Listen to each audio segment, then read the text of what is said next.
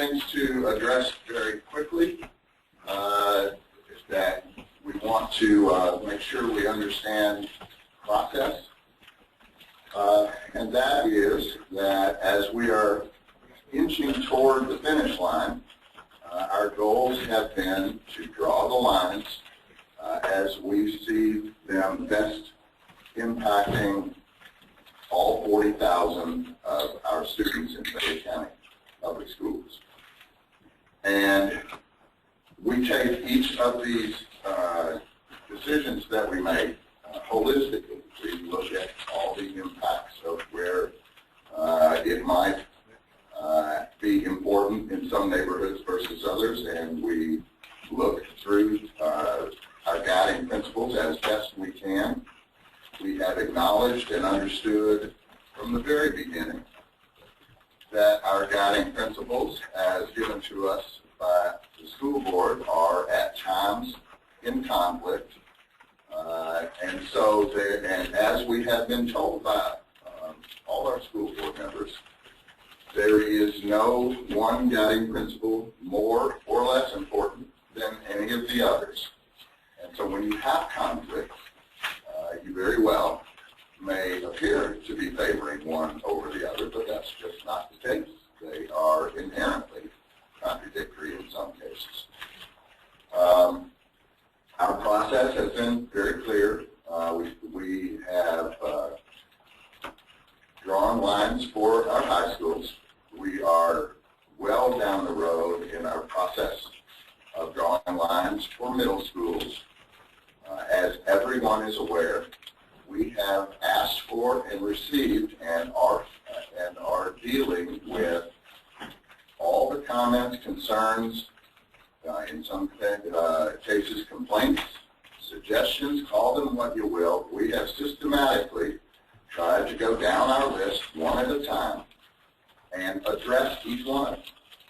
In some cases, we're making some changes because it makes sense. The suggestions and ideas make sense during our process. At others, they do not. The important thing is that we address them all. And we've addressed most of the issues in middle schools. My hope is that we'll finish those lines for middle schools this evening and begin our conversations about elementary schools, which will take us through the next couple of meetings. It is important to note, this is the point I want to make. We hope that the public is paying attention.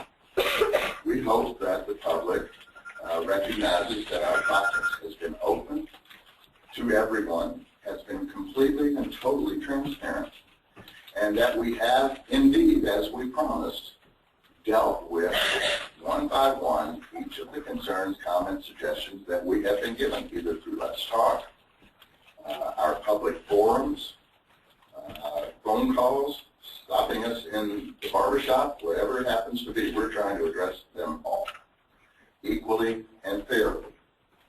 And then we make judgments from that.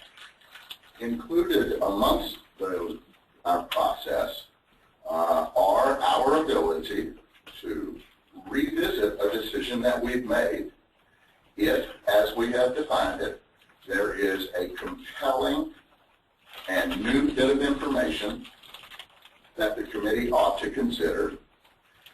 And if that is the case, any committee member can offer that we actually do that, and we vote as to whether or not that compelling suggestion is valid or not, and we move forward. We're going to do that. We're going to open our conversation tonight with doing exactly one of those, because the public has raised an issue about one of the decisions that we made in our very last meeting. And in fact, it is an issue that we dealt with. It's in the minutes, which we'll approve in a minute. That we spent over 20 minutes talking about one particular move. And in some cases, I guess there are folks who don't know what our process is, haven't been paying attention until something happened and then that got their attention. But in deference to the folks who had not been paying attention and now have just quickly come to the fore and want us to revisit, I'm going to ask our committee this evening if anyone feels there is a compelling or new bit of information that we should address, in particular as we start the Belcourt and Menjo Park areas. And if anyone on the committee wants to revisit that, we can indeed do so, remembering that we just spent 20 minutes on that in our last meeting, and we've got a lot of work to do. So we don't want to go over the same ground too many times unless there is a reason to do so. One other admonition, and this is the chair's prerogative, take it for what it is. These processes in our meetings are open to the public, and we invite the world to join us. But we do not invite the public to participate other than, putting your comments up on the parking lot. We would very much appreciate it if you wouldn't text us during the meeting, that you wouldn't write private notes and drop them in front of committee members. That's out of bounds. And it has happened, and the chair will call you on it if we see anybody doing it. It's not appropriate for our process. So having said all of that, I hope the committee received your minutes and had time to review them. And when you're ready, the chair will entertain a motion for their acceptance or modifications. Alan, can I just put something in there too? Hang on, somebody on the phone? Oh, Scott, hi, are you here? Hello. Yeah, I'm here. I just want to say I'm currently sitting on 4 different boundary committees, and I do about that amount each year. And this is the first boundary committee that every single meeting has been recorded and put up online for people to see. This is the most open boundary committee I've ever been on, and I've been on probably 40 to 50 over the last 10 years. On behalf of the committee, I will tell you that we appreciate that comment. It has been our goal from the beginning to do exactly that, be open and transparent and attentive to our citizens' issues and suggestions. So thank you, Scott. Kathy, you had a modification? Yeah. Okay. All right. Do we have a second? Oh, Kathy. All of those in favor signify by saying aye. Aye. Opposed? Thank you. Our first order of business is to revisit, if you think there is a reason to, the decisions we made about students in the Belcourt and by extension in the Menjo Park areas from LTMS to board. Lisa, you have a comment? We are making copies of the Let's Talk comments. We had 180 something, and we're printing them right now. There are several comments on that issue. Are many of them about that particular issue? Yes, sir. Okay. I thought so. A lot of people weren't paying attention, so that's fine.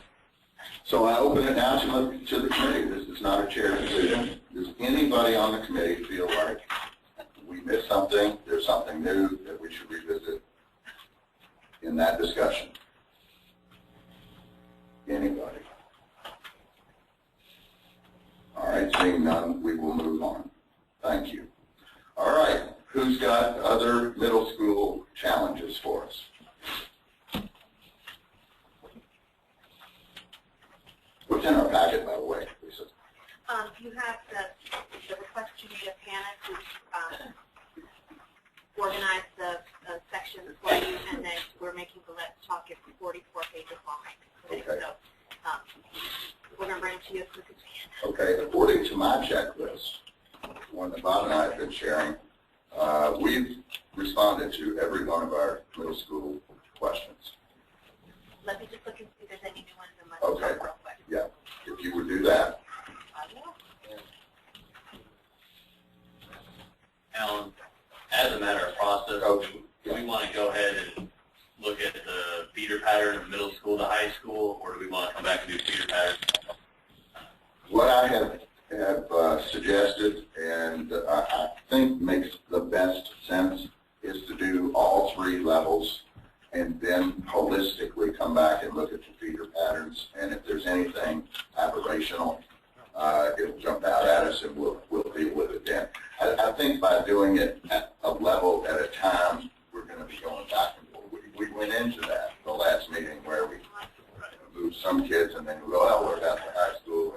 And I think we're going to be better served. I should tell those folks, if anyone is here from the Mentel Park or Belcourt areas, that indeed we will be revisiting our feeder patterns as we look at everything after we're done.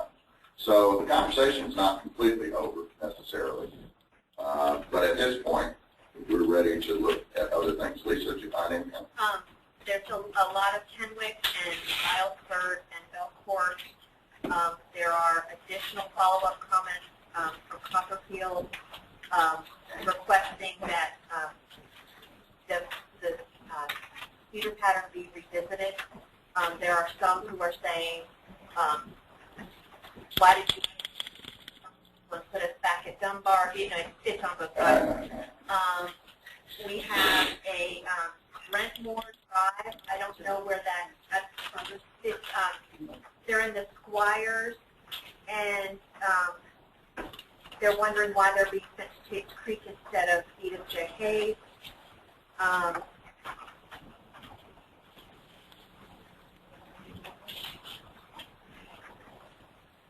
There are questions from Charleston Gardens about the Tate's Creek Middle, Southern Middle. You guys looked a little bit at that last time. Well, my recollection is all of those things except Rakemore, and I don't know where that is, have been addressed. There was a request from Cheryl Lane, Della, and Lynn. They are close. They were taken out of Jesse Clark, and they were asked to be put back into Jesse Clark. And, they felt like there was room. Okay, that's new. Let's take a look at that. That's a new one. They were moved from. You're talking about Cheryl and Della Drive? Yeah. Okay. I don't know what study area that is, Bob. Off of South Rock. There's the road. And they're being asked to put, they'd like to go, the little section that you guys put back into Beaumont at the last meeting, they think that they should be able to go back into Jesse Clark with that switch. That's 350. They're Sure. requesting. Yeah, 350. Let's make right now down so we can make sure we. It's on the northwest. Yes. All right. And that, Lisa, Yes, sir. that's separate from the last thing you just said? Yes, well, their sense was that they had been moved out of Beaumont, and they're asking to be moved out of Beaumont back into Jesse Clark. But we're talking about the same area, Della Drive? Yes. Okay. Yeah. We can address that. That's new. What's it called? Brackmore? Brentmore? Lisa, Yes, sir. that street that you mentioned earlier, was that Brentmore? Let me go back up. They said Cheryl Lane. Oh, you mean the other one about The other one near Squire.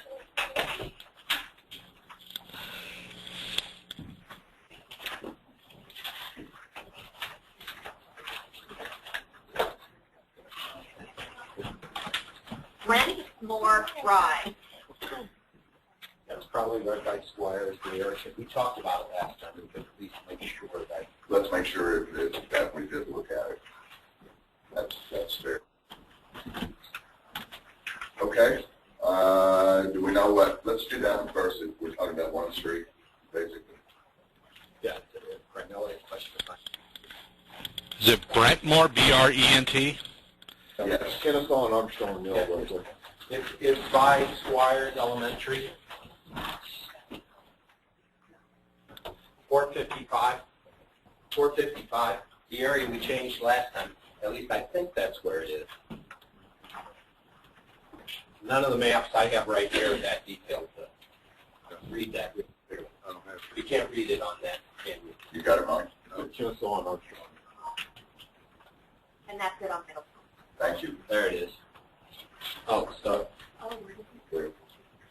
Oh, well, so it's actually, yeah. we didn't change that. That's been in Tate's Creek. That's been in Tate's Creek Middle for about 7 years.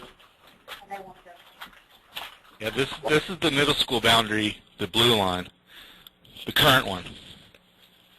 put in work. Is that little spur? Yeah, that's that light blue street.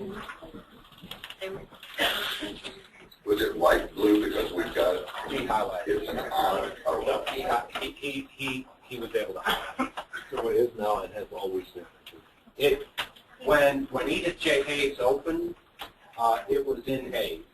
All of Squires fed Hayes, but Hayes was overcrowded, so that area in between the blue line and Manowar was all moved out of Hayes into Tate's Creek Middle.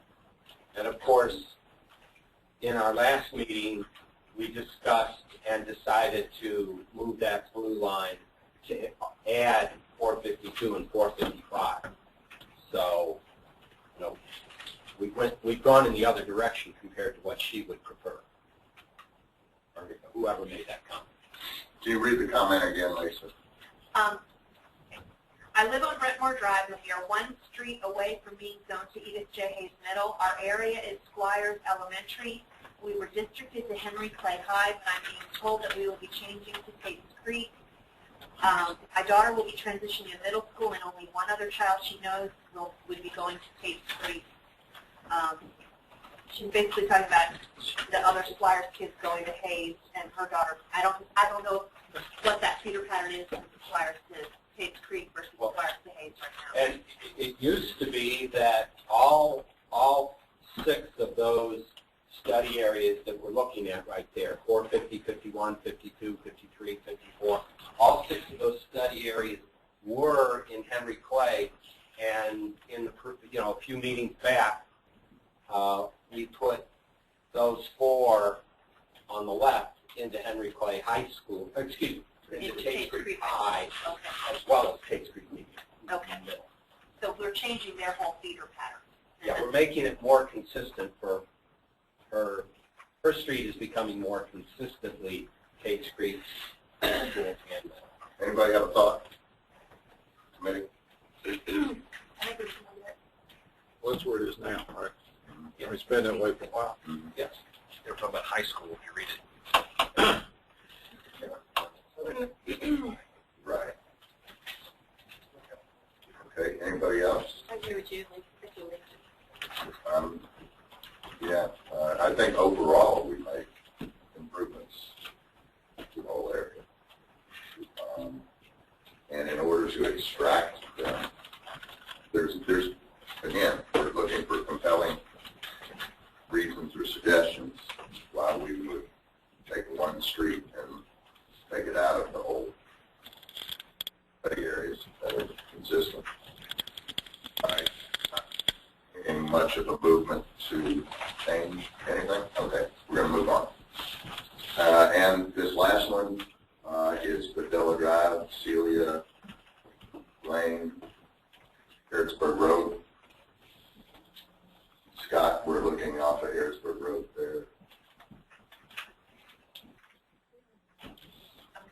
And I'm sorry, on the top of your left top, it says there were 25. That was the initial thing, so it's 135. It's 135? Yes, sir. Wow.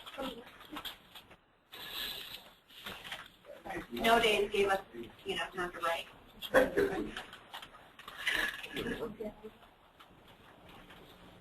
Was this the second area? Yes. Yeah, you got it.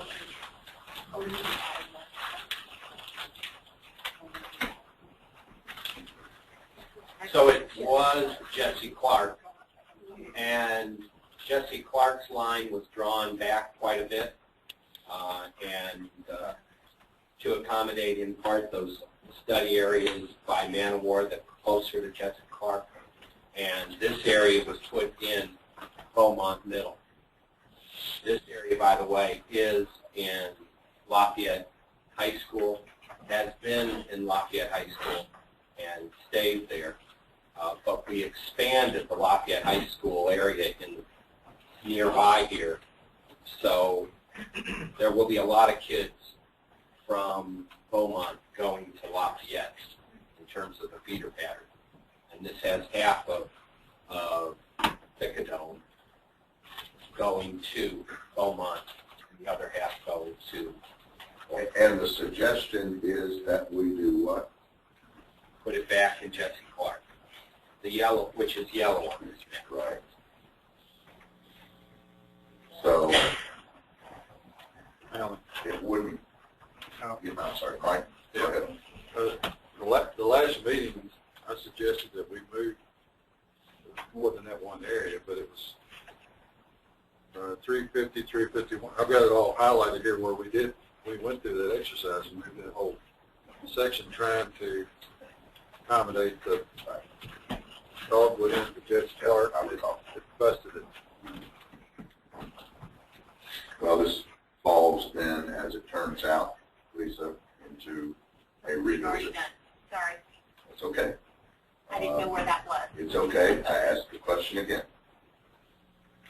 Yeah.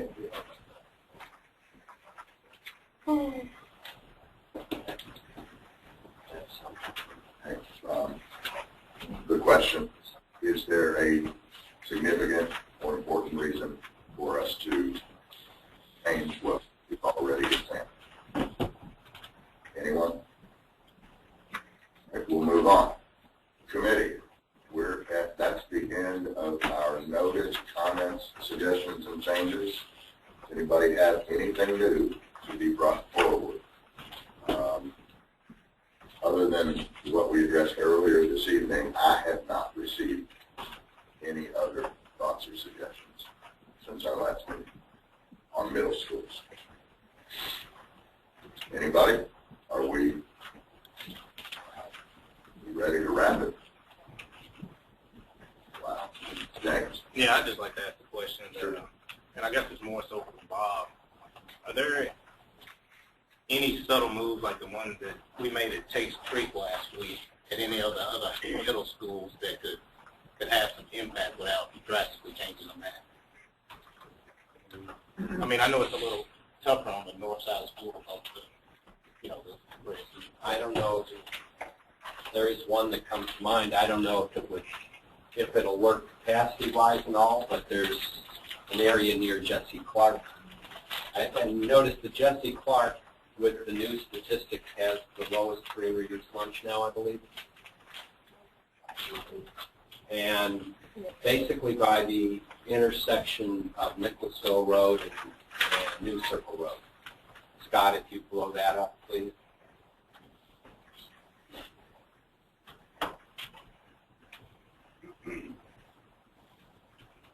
The area is 393, 368, and maybe 356.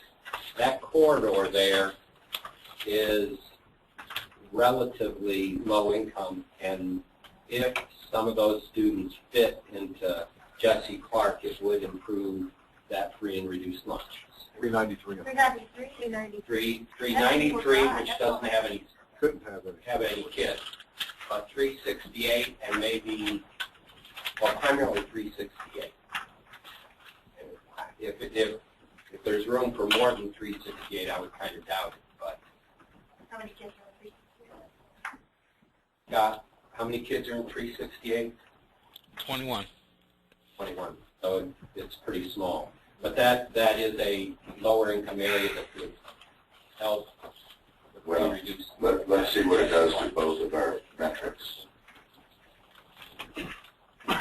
James, is that what you had in mind? Yeah, but I guess I was more focused on some of the schools with the higher, with the larger disparity. Yeah. Well, I mean, we can look at it and see what it does, but Mr. Clark.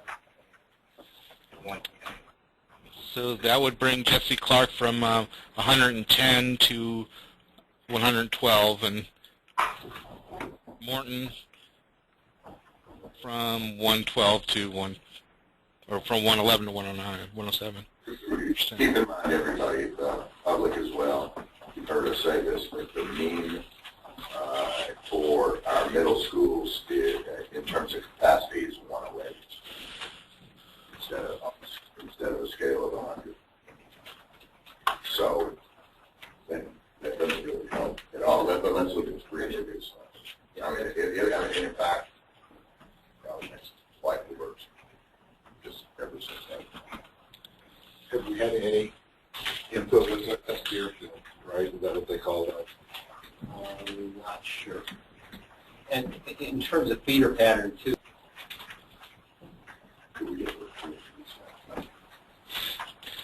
So Jesse Clark was at 24% free reduced. We'll see what it does.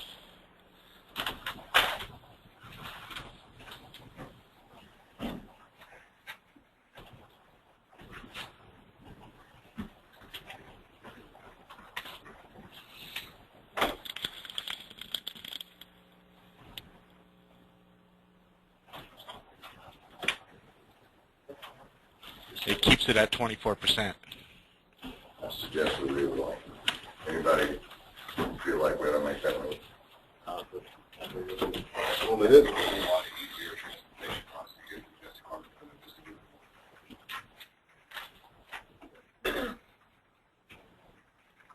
We don't want to open that whole can.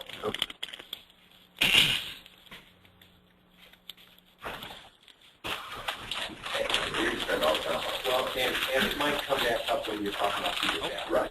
That's right. You know what? I'm sorry. It wasn't finished loading. It went up. It changed to 25% from 24. And Jesse Clark is the most extreme of all the schools.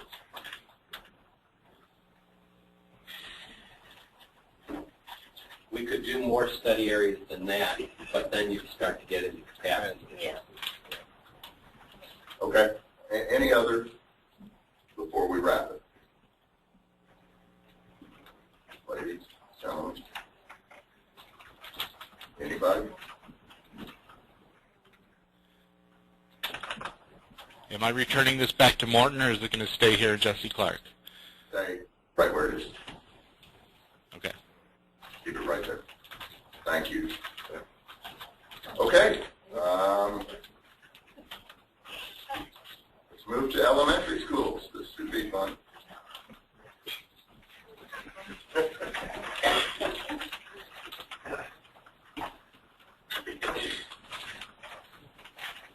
All right, what maps do we have?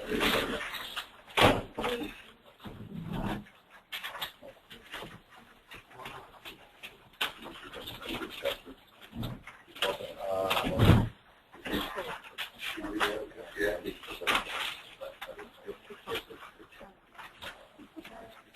Well, we have quite a few on the list. Yes. As you would imagine. Hannah and Lisa, are you comfortable that this is inclusive, that it doesn't include Let's Talk? Before we get, which we're not going to, obviously, but we need to add whatever other new comments there are, and we'll just put them at the bottom of this list.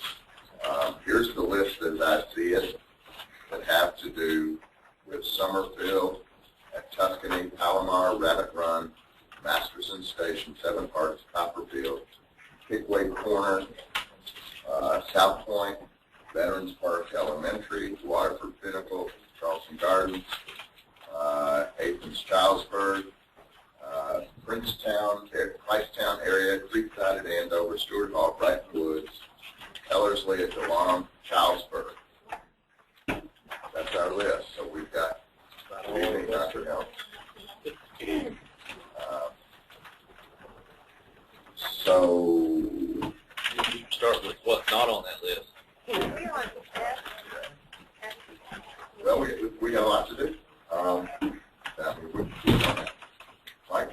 Are you ready to start? think so. What scenario is it for elementary? What's that? What scenario? F. Oh, F was the F, last one. it's F for elementary. Yeah, so.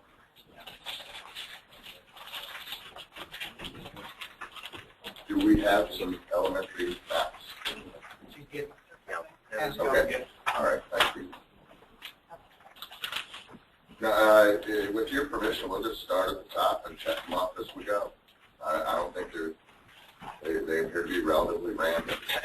So our process, once again, is we will take every suggestion that we've got from the public, however it came to us, and we'll look at that within the context of the schools that it impacts, and we'll make those adjustments as we go along, or not. And we'll just systematically go through this. That's worked for us so far. Everybody on board?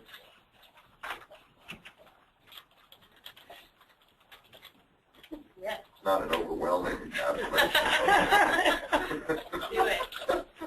Do we have the capacity for We that? have what leaders do. We don't have a capacity for the elementary? Yeah, I'm on an island. I've got some. People are tired. You're ready. Well, let her get the maps. We'll get all the maps out. And you know what? The public doesn't have this list that we have, do they? Let me just read through that again for the public, people who are interested, so that you'll know essentially when and where in the process we are for those places of interest for you. So you can kind of keep score as we go along, if you like. And Anna, Lisa, could you post this list just as it is, so that the public in our next 2 or 3 meetings will know where we are in the process? Yes, sir. Thank you. And Jeff Lang is here on online. I knew he was. Okay. I was one of the last not there. So there you go. I knew you were an observer, but I thought you'd be sitting in place.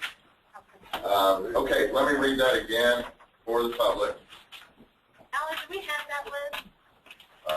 It's on the front. Yeah, you do. Elementary school comments. Okay, thank you. Yeah, this is your new, it's a new copy.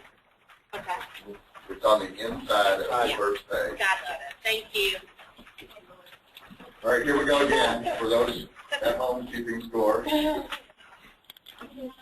Starting in center field, number 2, Summerfield neighborhood of Tuscany, Alomar, Rabbit Run, Masterson Station, 7 Park, Bob Hill,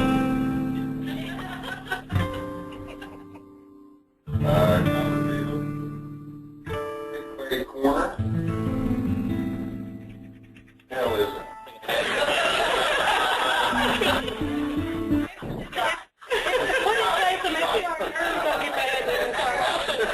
Trying to throw me out there. Can't do it. Can't do it. South Point, Veterans Park Elementary, and in order, we're going to look at that through the prisms of Waterford, Pinnacle, Austin,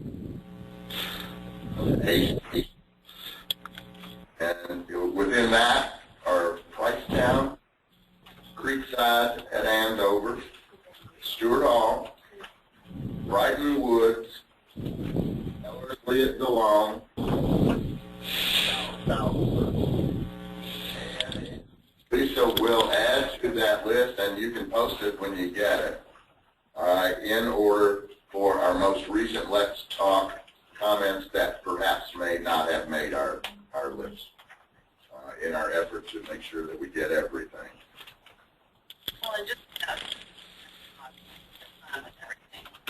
Oh, come on. not I mean, we're going down this list, we did everything. And some of them are like, the residents appreciate the committee, including the Rabbit Run neighborhood, as well as Chatham Drive and Stonewall Elementary. That's there. That's swell. Okay. Now, there's my feelings. In each case, we'll take a look. The page numbers are there, and we can see what those comments are, and we'll deal with them. All right. If they happen to be all positive and tell us that we've done something right, we'll take it. Okay. Mike, kick her off. Yeah. Starting in Summerfield, I'd like to see if we can move 113B, 114A, 114C, and 122 back into Summerfield. That's where it was before somebody moved it. Back to Liberty? Back to Liberty? Yeah, back into Liberty from Gates. It wasn't. I've got, the reasons are that this is a brand new neighborhood and people are going to live there about 1 or 2 years. And Liberty was their school. They'll be able to attend Liberty as that neighborhood develops through residential streets. And there's even a trail that goes down behind the Liberty School that would come to the 114D. That's all they would have to do is walk across that. And I think the trail would be connected. For transportation, it makes sense to leave it at Liberty. And it's also the site of the new high school. It's right in there. So, and looking at something we haven't talked a lot about is long-term sustainability. That was one of our goals. And let this beginning this neighborhood, so that would let it long-term sustain where probably the next redistricting it wouldn't have to be effective. I got it. I think that's what we're trying to do. So, Well, let's take a look at that. The impacted schools we're talking about are Liberty and Yates, right? That's right. Okay.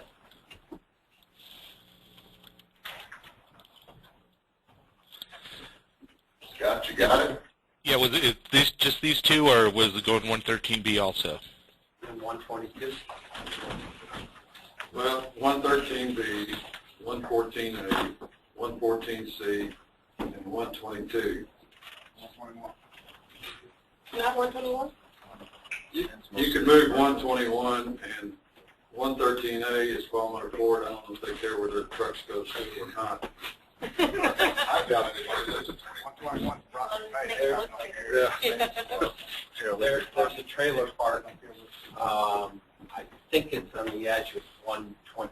Oh yeah, by Sam's there. By Sam's Trade Center. Well, you can throw those two in there. I was trying to do the Summerfield. Okay, that brings Liberty to 106% and Yates down to 69%. And that's from 88 and 95. And it would have a big effect on growth, wouldn't it, Mike? Well, it would, and I mean, that's the beginning of the neighborhood. And, we're going to have the new high school in that neighborhood, but it's sometimes a nuisance, sometimes it is. But, just starting out there, I mean, the houses are only a couple of years old, and the school was built, I don't know how long old that school is,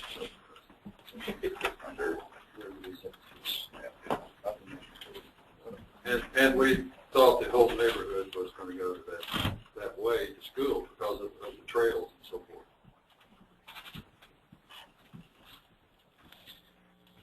So we're starting at 95% Yates. And Scott, what does that go down to? 69%. I can't believe there's but 11 students in there right now. 121 has a lot of kids. Have to. Well, or 122, excuse me. Yeah.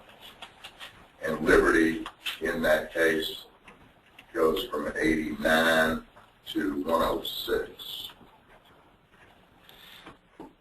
But all that we're going to do. Let me make a point. think our median today for the elementary schools is below, it's 90 something, 96. That's right about Yeah, 96. Which means, for those who don't understand what I'm talking about, because sometimes I don't either, that means that if we distributed equally all of the students in the district, every school would be at 96% capacity. Can I ask a question about this move? As I look at the issues for Summerfield, a lot of it's about property development, contracts being put on hold, and I'm not sure where that move fits in with guiding principles. I don't see any arguments that have to do with any of the guiding principles that we've been given, especially if it's going to change school population that drastically. Well, I think I just hit on about 3 or 4 of the guiding principles. Long-term sustainability, walking to school, transportation, and all those were reasons I was using. I think the walking thing makes a lot of sense. I mean, for the planned build out of that neighborhood, the plan that is there, I mean, it would be a total walking to Liberty there. I agree with that 100%. Well, right now, these green lines are streets within a 1 mile walk distance to Liberty. And so it goes only about halfway up 123. Now, we don't know exactly what the street structure is going to be here, so it probably is going to go into 114 D and B somewhat. But it's not into 122 or any of these streets up here. In fact, these streets are closer to Yates. But that's commercial out there. 114D is the trail from West Wind, right behind Liberty School, stops right at the end of that line Avenue at 114D, and that will connect on through. What do the numbers look like if we leave the study areas that are contiguous with New Circle the way they are? Just move the 114s and the 115. Those are the ones that are walkable. So move some of them back to Yates. We're going to have to, I think. Are we splitting neighborhoods? Well, we've had that splitting neighborhood discussion between 122 and 123 before. I remember that. Well, is that Sam's Drive that goes up through there? What's the name of that? That goes to Sam's? No, that goes to Sam's from New Circle. New Circle? Yeah, Trade Center. That's where the trailer or Jingle Bell, Trade Center, a little portion there. Cross Bay. I mean, that would be shot right down the 127 and 123, we did not intend to move, Scott. Okay.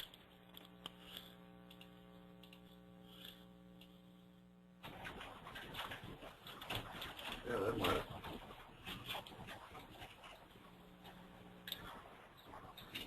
One 113B didn't have one. 120. Do you want 113B back into Liberty? Yes, 113B and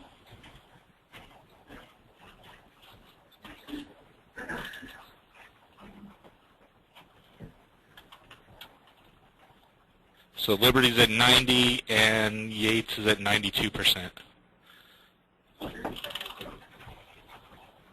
And those are growth areas, right? Yes.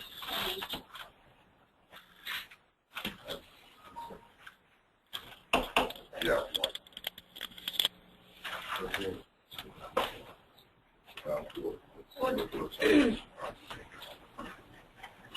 Does that improve the, Sorry, does that improve the we socioeconomic? haven't gotten there yet. We're guessing not. No? That's what we're guessing, but we don't know yet. Should it help? Liberty numbers pretty good. Well, yeah. Yes. Mm.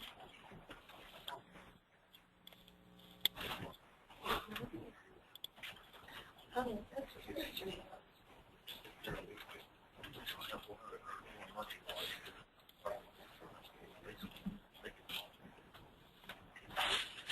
Mm.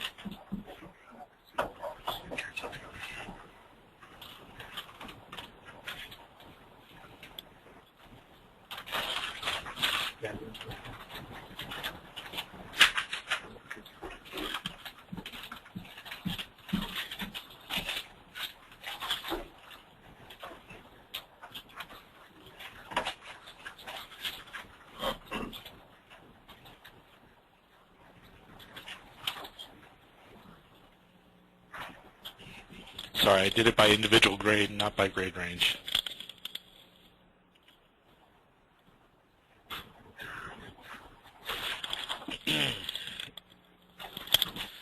Liberty in the last iteration was in F was 41%, and that dropped to 40.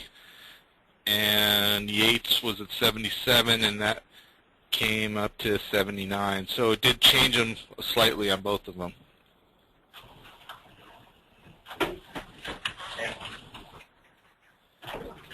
I know we talked about development happening in that area. What type of housing is being constructed there? Well, I mean, there's apartment housing, and then there's second move-up housing, and then the rest of it's to be determined. The areas he's talking about are already built out. You've left all the growth areas in Liberty. If you've taken the areas where the homes already are, there's no purpose. They are meaning in Yates. Right. The growth would be in Liberty, and Scott can give us growth projections in a second.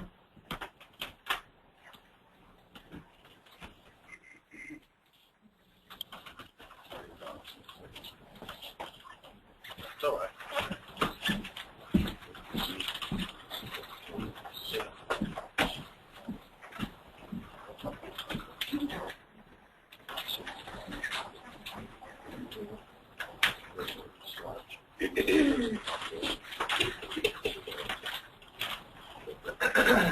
Well, there are slight changes, but it does give us those kids that are walkable where they are. And there are a lot of people that walk in that area. I mean, even for exercise, they go out and walk and ride their bikes. And So the other thing, they'd have to cross Winchester Road and New Circle Road to get, which is, you've got to take them on a bus.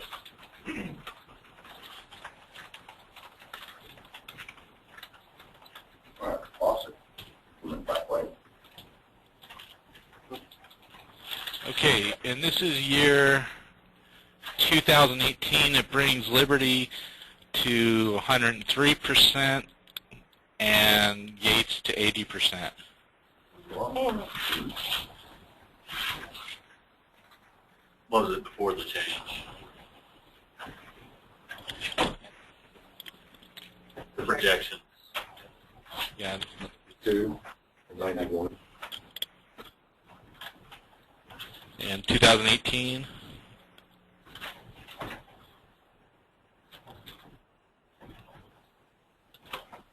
Liberty was 96 and Yates was 92.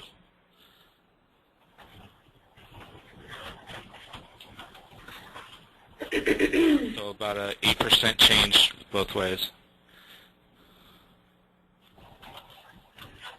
I'm sorry, it's 12.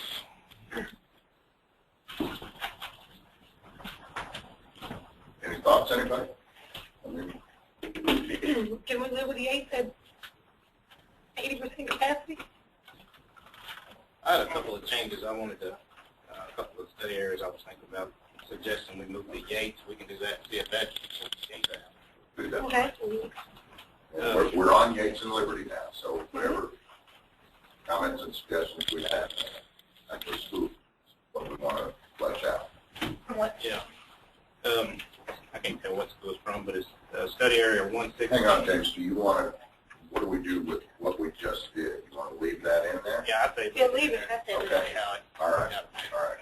Study area 116, 117, and goes to Yates. So these in Yates?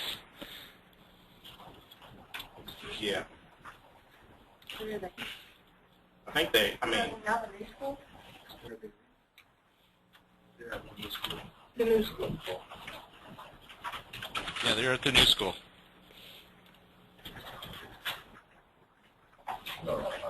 Yeah, right. And right now, there's no students in. There's 2 students in 117. Maybe it'll help with what is that zone for? 16's where Costco is. 116. There would be a lot of long-term growth in 116 and 117. That's outside the interstate. Not necessarily short-term. That's Costco and that big mansion that sits You right said there. 132? No, 117. 116, 117. About half of 116 will be residential and half will not. The half next to the interstate is not. So, And I think that's what the thinking was in that move is, you know, that it would, a potential growth of the Yates. Mhm. Yates is low capacity would make sense then that that's going to be future growth in that area. okay. Scott, can we see what that will do to potential growth? Do we know how many houses are projected to go there, so we'll know what we're looking at with them? Would he have those numbers, Jim? The projected growth in that area, how to have those numbers? Yeah, I would have the.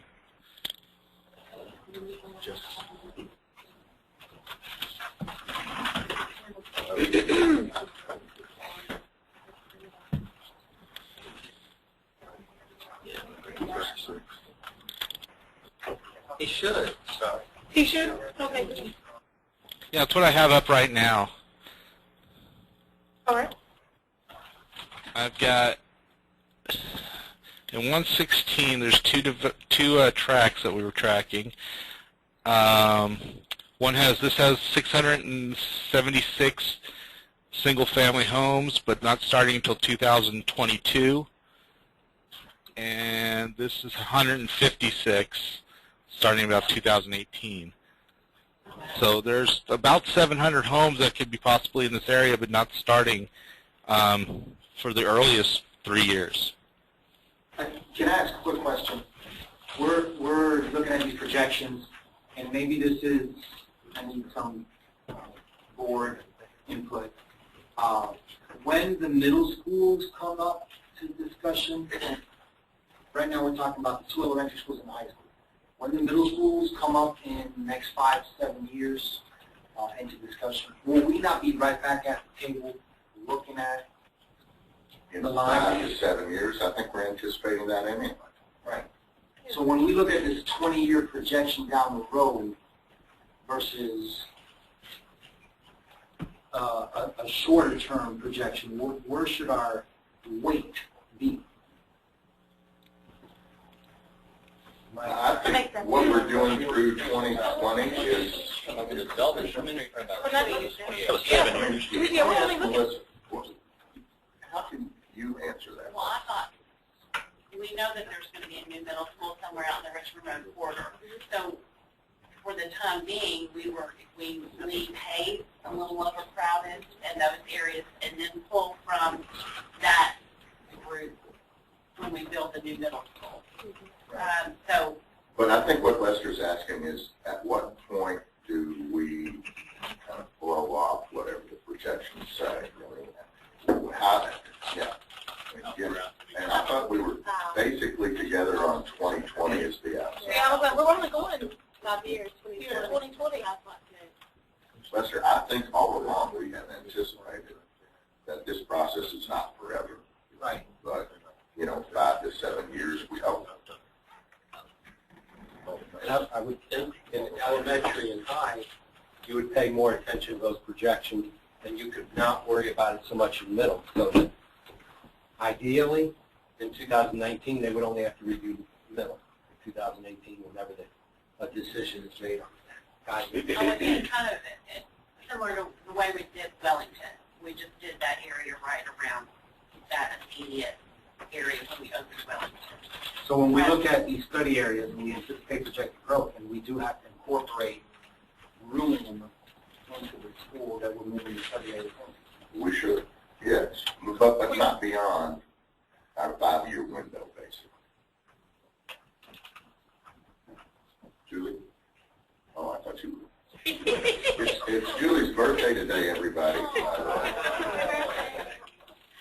already thanked you, and we were not good.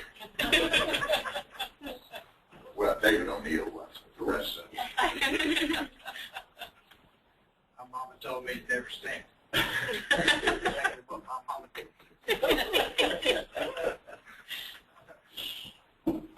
Okay, folks, my ears are wide open here. So there will be growth in that area in 2018. Well, and he was He asking, said 3 years, basically 3 years out, and we're talking about, what did he say, 700? That's right. And that's 3 years out starting. So can we, We haven't seen any plans or layouts or anything at the city, I think. You're not building anything out there, are you? James mentioned, what, 116, but also a couple others? 117 and 118. 117 is mostly a horse farm, except for that one, I think, Green Bar, that street in the back, but the rest of that's one big horse farm. But it's in the urban area. Yeah. It's in the urban surface. so we just really need to move it in and see what it does for projection. So we just need to move it into Yates and then look and see what it does for projections 2018. Aren't those two in the new school? Yeah, I think that's Yeah, well, the right approach. yeah. Scott, did you get that? I did. I mean, basically, the projection for the new elementary school was very large. I forget what it was, but in fact, it might, no. Yeah, I think all three of them are currently, right now, I think they're all Out currently. in ours. 118 is not. 118, I think, is currently fixed to Dixie.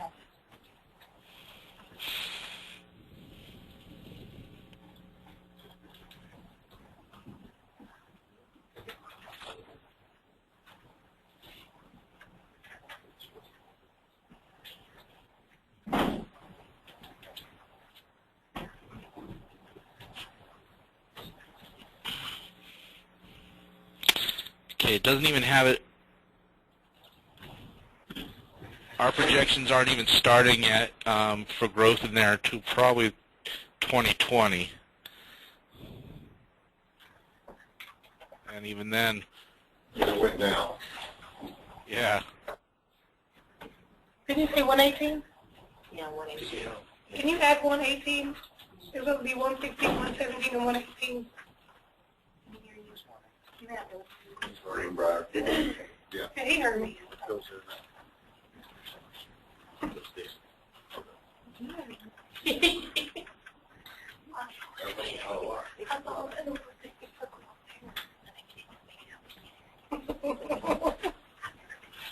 Are we splitting that neighborhood? So even when I'm looking out, and this is looking at year 2024, so this is 9 years out, we've got some growth in there. 116, there's 112 students. 117, there's 22, and there's still not much of 118. And that's in, We're spinning our wheels and thinking about 2024. All right. Let's keep a cap on this at the outside, Scott, at 2020, and let our children. yeah, and that's what I'm going as that this is very slow-paced growth that are happening here. In 2020, it's 12 students. Okay, so what is that? So it doesn't do anything? Hang on, everybody. One at a time, please. James. I guess part of the rationale in that is that the carrying capacity of the new school that they go to is already at 100%. So if there's any growth in those areas, whether it's 5 years, nothing open like Wellington is now. So if we're leaving capacity in Yates, I mean, to me, it only seems like it would make sense to leave space for Yates to grow up with capacity. So given them areas where we know it's going to be projected. Well, but how far down is appropriate? I mean, our last number was at 80%. I mean, that's. I have a question. If we're going to build another elementary school with the middle school, will we be pushing the other way? Because they talked about the new middle school out Richmond Road and the elementary school. Will we be pushing the other way in a few years? So do we want to push this way to the north if it has to push it back to the south? Just a thought. And that, like I said, that's only a suggestion. Yeah. No. Yeah, no. So, I mean, And I'm not arguing with you, I'm just trying to think of Well, that. as we put these in here, you know, is there a consensus about whether or not this is a good adjustment, worthwhile, or should we revert, or some hybrid of what we're talking about? Do we need to look at the free lunch numbers?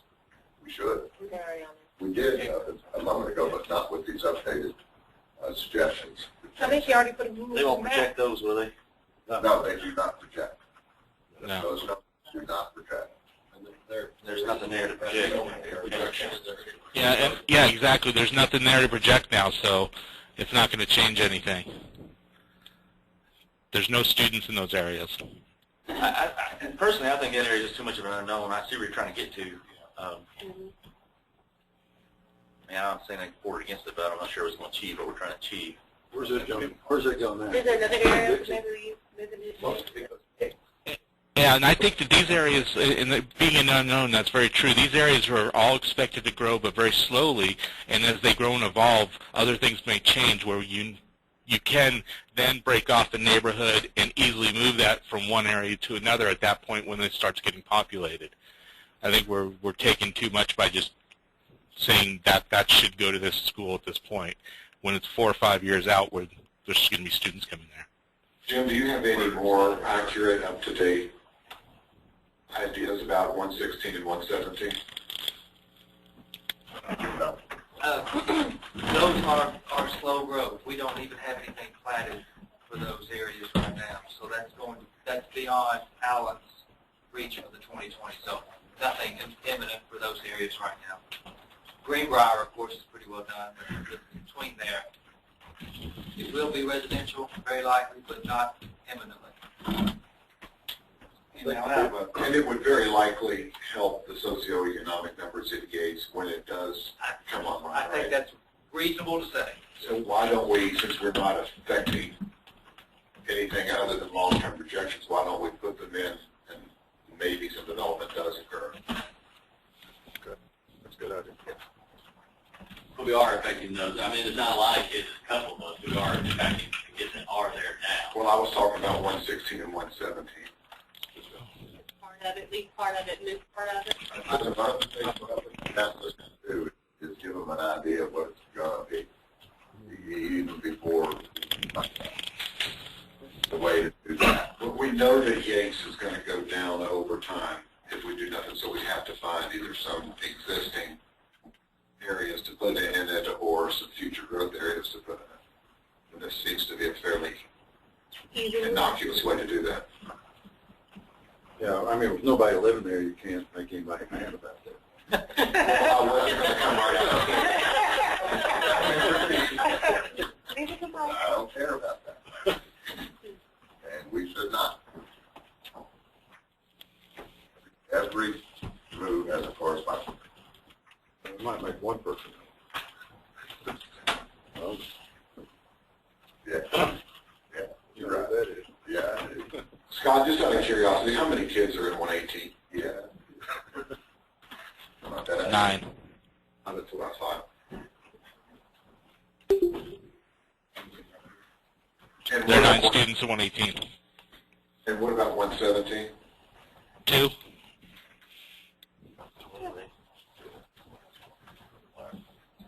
And then nothing in 116.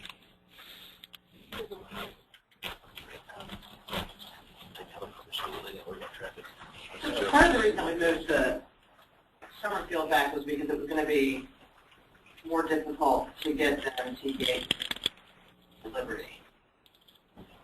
Are we creating the same problem for kids who are going to be coming into 116, 117, and 118? Because you're having them travel even further to get to Yates than those kids would. It would almost make sense to me to keep Yates that we had it and then move those areas of growth into Liberty. So that way you don't have kids wrestling past each other.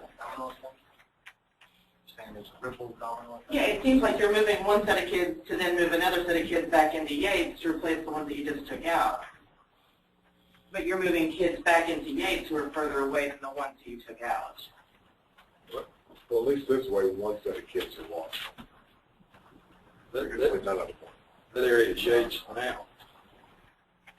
Those areas are Yates now, right? Right. 116 are the new school. 116. No, they're currently. Currently, like in our, Today. in reality. I thought they were Dixie, right? I think they're Dixie. They're At Dixie. 118. Greenbrier is 17. Yates is a very small district right now, according to to look at our map, the blue lines for Yates is very small. That's in terms of the proposal. Right now, the majority of the new school is coming from Yates. Right. Oh, yeah, if we had a color 116. code, we could see that. Yeah. Right. That's right. Those are Yates. 116, 117 are Yates. If you include 118, that's Dixie. So it's disconnected right now. Mhm. Yeah.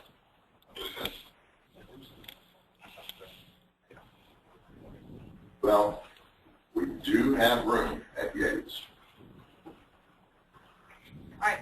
Let's do something. Yep. Yeah. Got to move it. Yeah, let's, anybody have a suggestion as to where to go with this? Just as a mathematical equation, we have 20 listed areas to go through, and with the possibility of some more for Blackstone. So we can't spend 2 hours on each one.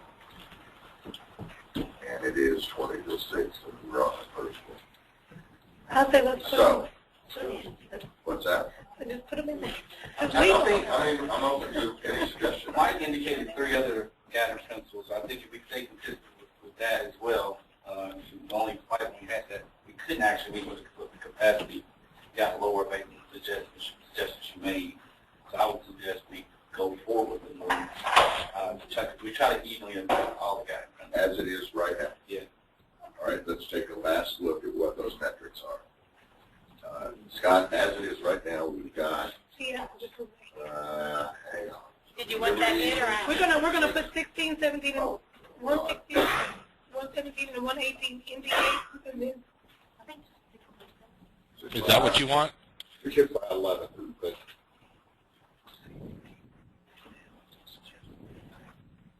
Scott, does that include 118 into Yates? Yes, it does. That's where the suggestion was. Mhm. Okay. So again, let's take a look. In terms of capacity now, is where did that was? It's only 11 students we moved from one to the other. So we're at 98 and 94 on capacities and free and reduced. Scott?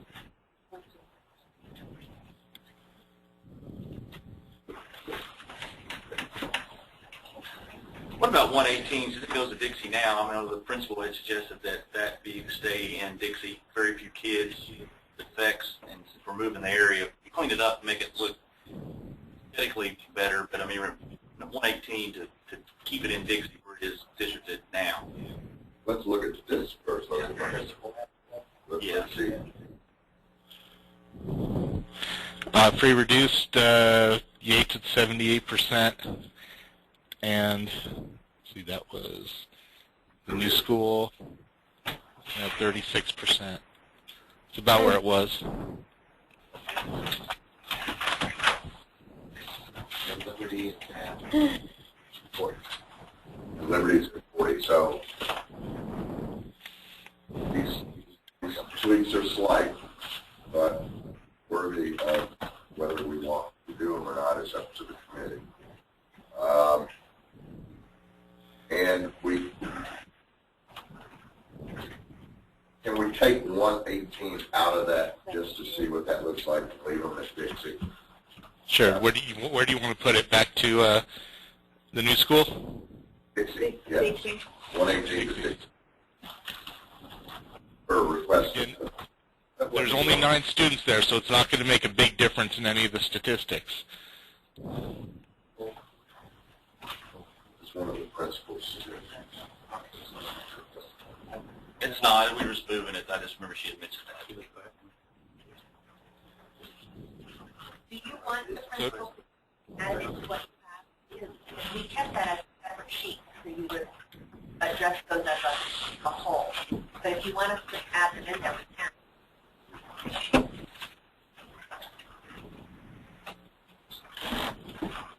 I think if you look to one principal, you need to look to all. I mean, I think again, Okay, yeah.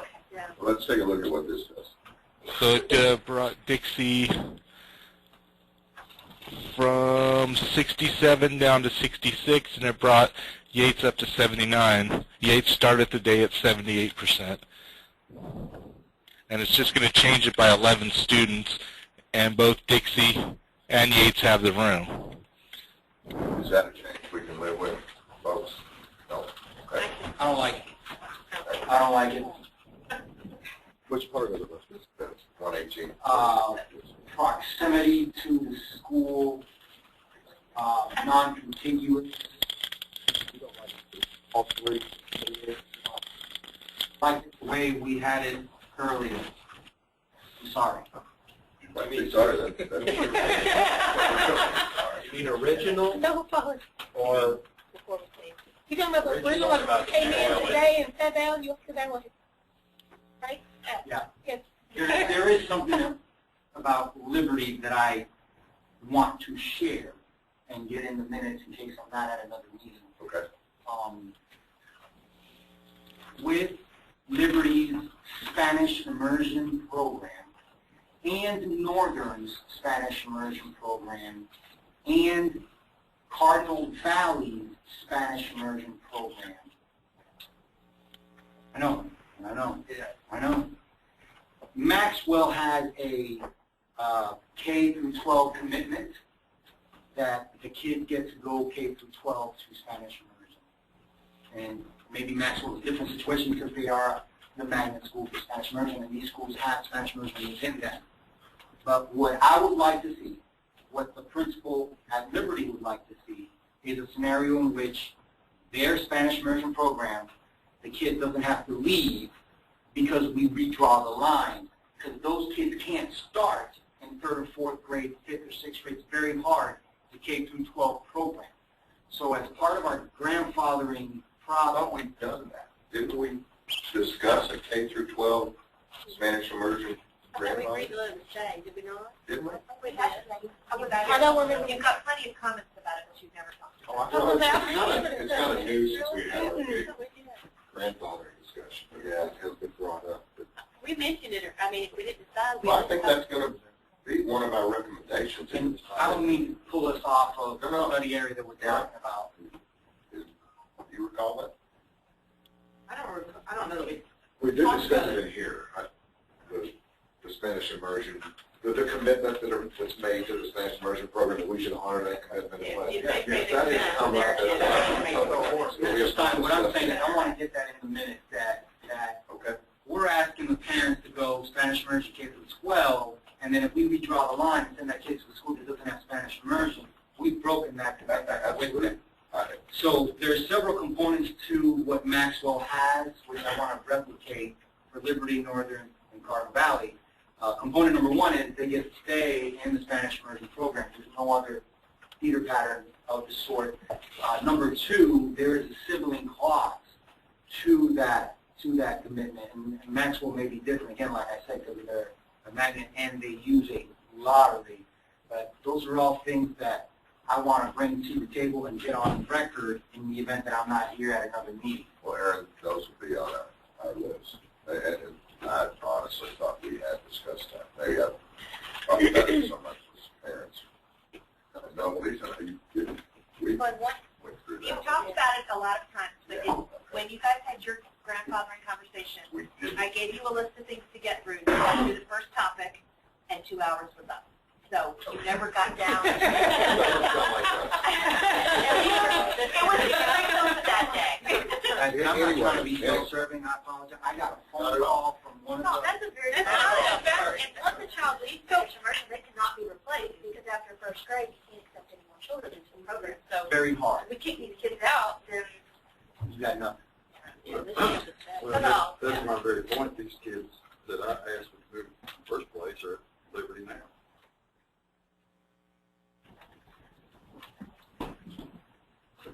So somebody help me out. Where the hell are we? Right.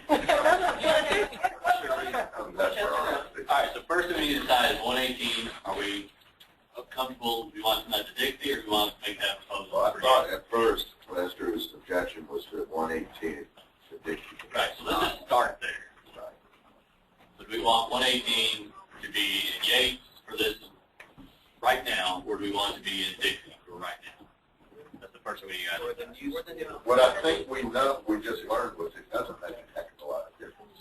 And, you know, it is, That's the reason I brought it up. I mean, it's something that they go to Dixie now.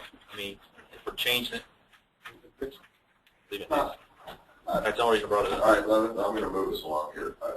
Anybody object to moving 118 back to Dixie? Lester? No. Thank you. Let the minutes reflect. Principal Diaz. Okay.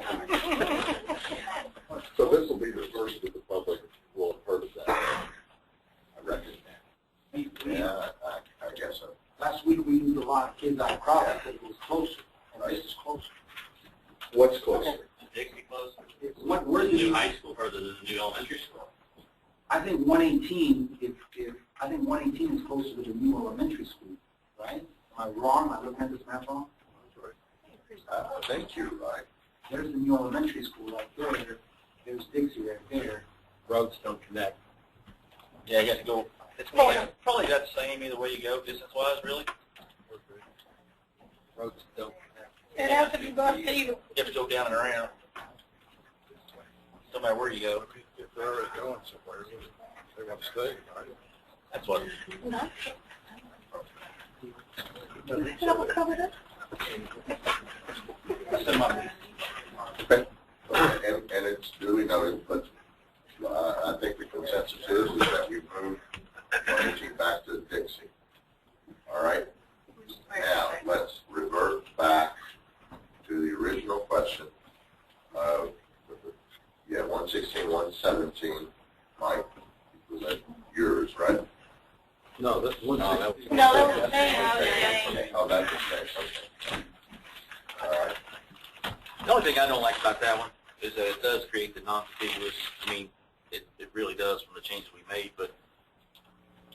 And I agree. I mean, the only reason I suggested, or we suggested, because it, you know, it helps with capacity at Yates, but then it leads to Aaron's point about Liberty. It's closer to Liberty, and if we want to build growth, then that changes price situation. You know what I'm saying? So, We have tried to get kids as close to their closest schools whenever possible.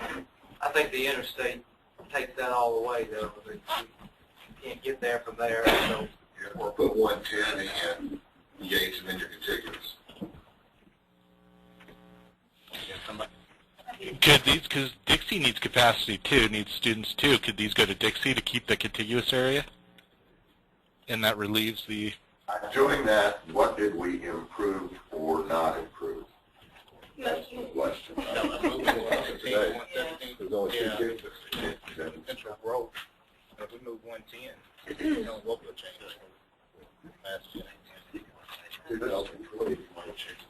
That's that subdivision behind Lincoln. All right? That's behind Lincoln. Folks, let's keep moving.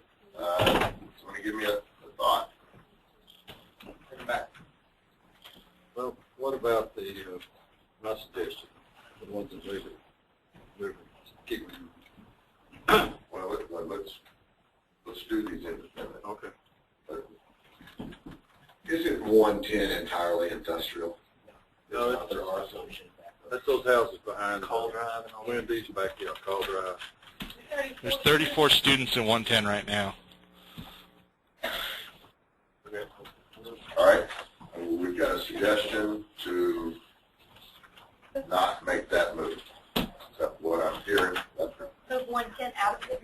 No, we're going to work this 170. My thought for that would be to either keep them, put them back in the proposed high school or put them in Dixie. I don't like the crossing over boundaries. Non-contiguous. I don't like the non-contiguous areas. I agree. New school. Okay. Is that where we are?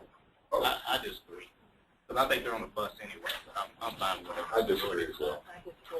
I think they're on a bus anyway. I think that whole Winchester Road and Circle Road thing takes the non-contiguous nature out of play. But you got, on 116, that road, is that a Polo Club? It is Polo Club. It goes all the way down. Yep. Mhm. School. Yep. Yep. All right, Well, we're not gonna, really. I'm gonna ask us to vote on this. It's 4 miles. We have a split decision. So our process has been a show of hands. Majority will move forward. So, Can we do both together or one? all I've heard will vote together. You don't know what 16, what 17. Yeah, right. Mhm.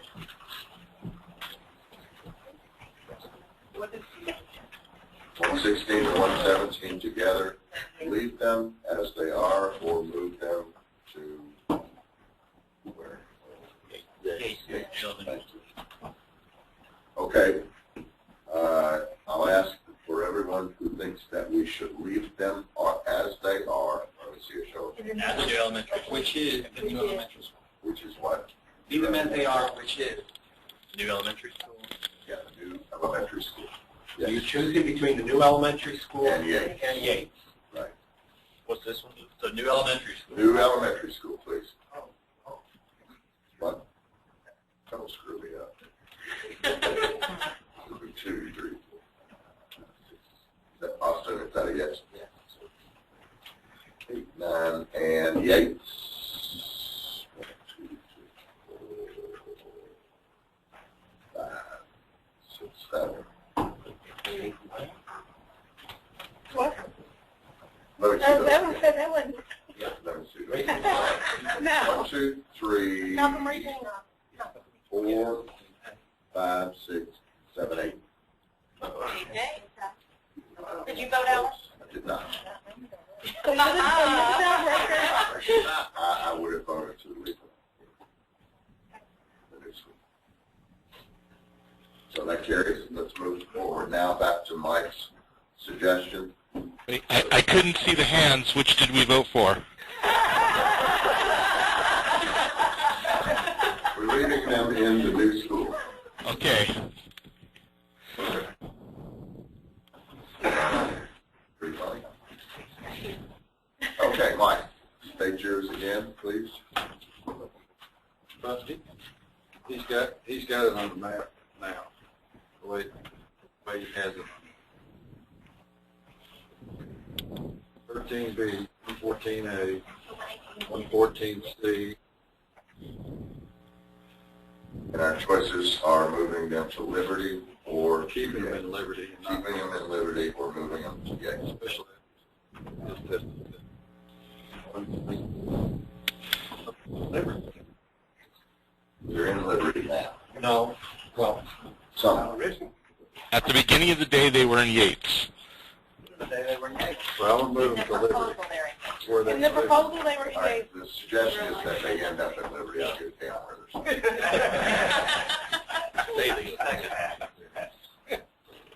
I like 122 more than I like 113. 122, you're on Liberty Road. Does that make any sense? You're on Liberty Road. There are a lot of kids. There were too many kids. We tried it. How many kids are in 122 again? 67. So Yates is already low, and move that to Liberty. It's going to bring Yates, taking it worse down. Yeah, but my comment was, I like 122 more than I like the I know there's not 113. 57 kids in those.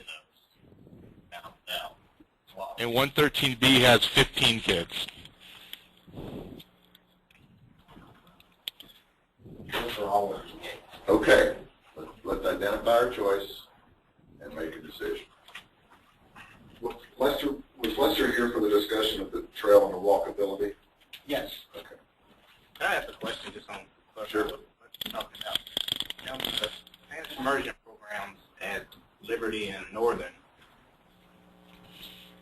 is that based on residents? If the residents lives in that school district, and lives in that school zone, and they Spanish immersion program? For Cardinal Valley, for Liberty and for Northern, they pull kids from their neighborhood current districted areas, and from that subgroup, they put them in this program.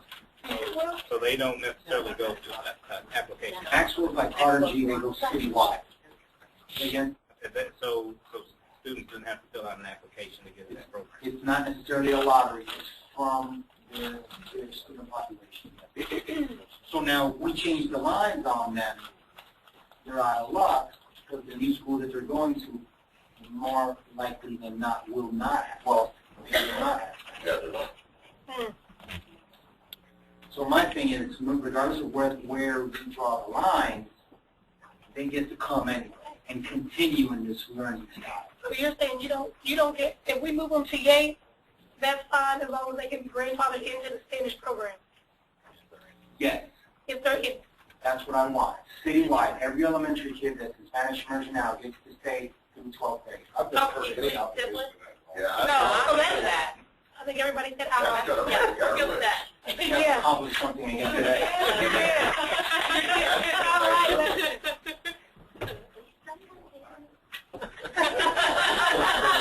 Okay, and the move. Let's go back to our choice here. And this move that Mike is wanting to make is really undoing what we did. So the kids that he's trying to put into Liberty currently go to Liberty.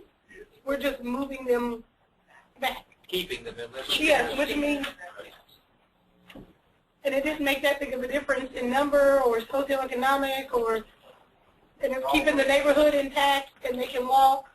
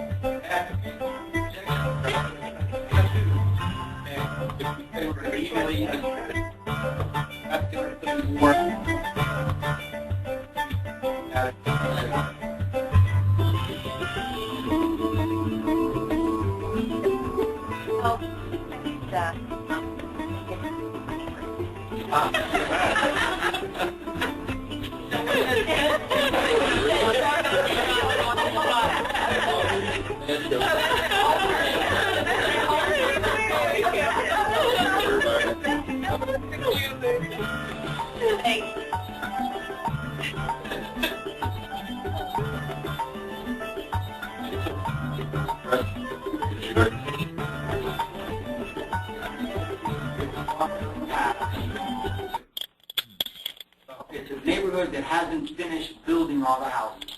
It's gonna grow. Makes sense now, but it puts us in a bad spot 5-10 years from now. Walkability versus capacity. They're more than a mile away. 114. Most of them are more than a mile.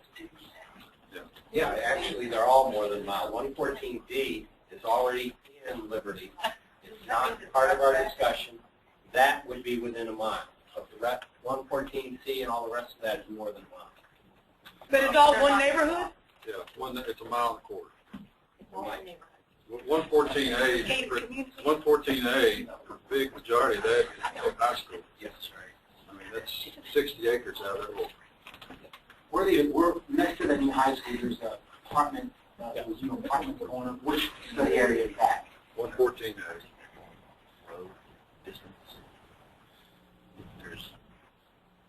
All right, somebody give me some coordinates here.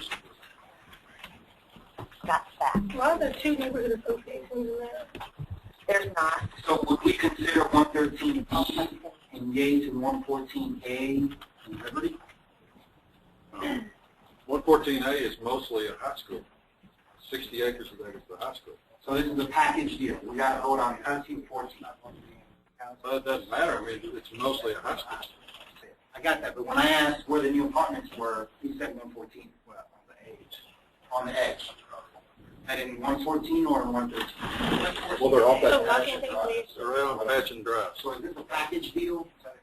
They can't? Can Well, we they could. consider study areas individuals?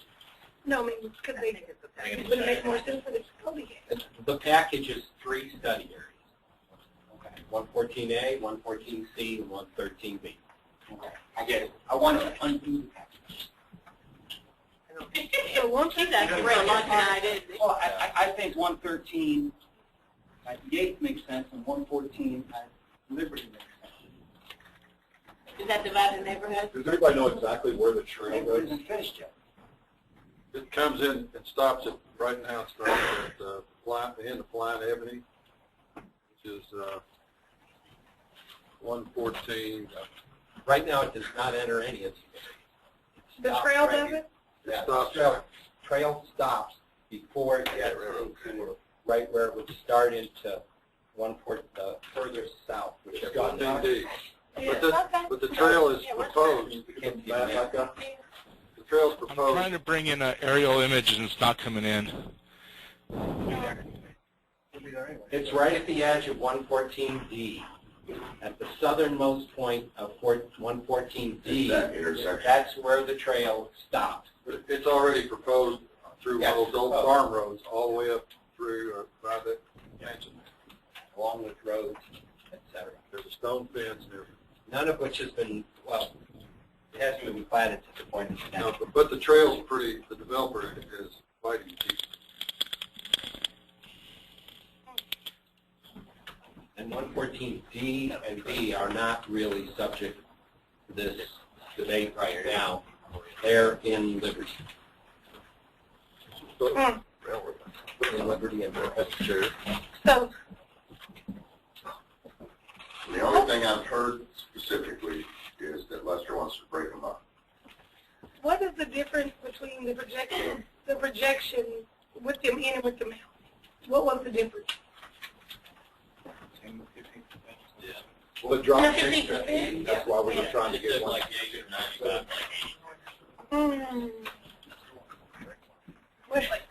Where's Ron with his do no harm? It's just. I don't want to I don't see any input. Well, 113 and 114, 114C is developing more than this picture would suggest. I'm going to trail. Mr. Chair, can we We're going to at least go off this. Once more. Okay. Yeah, I want to move 113B, 114A, 114C back to Liberty where they go now. Anybody got that? Moving them, those 3 study areas back to Liberty, which is where they currently are assigned. All right, we're going to need a show of hands. Those who agree with that, all those who agree, raise your hand, please.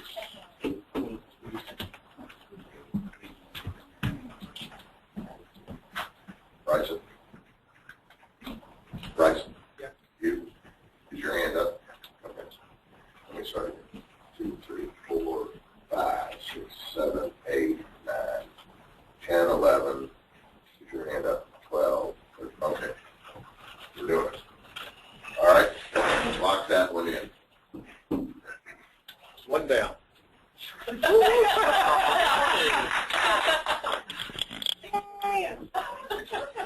Well, this next one will be a lot easier. Palomar? Okay, what's that comment on Palomar? Where Palomar? They like what we did. Palomar, good. We're good. Oh. Satisfied and happy. Next, check. Check. Okay, hang on.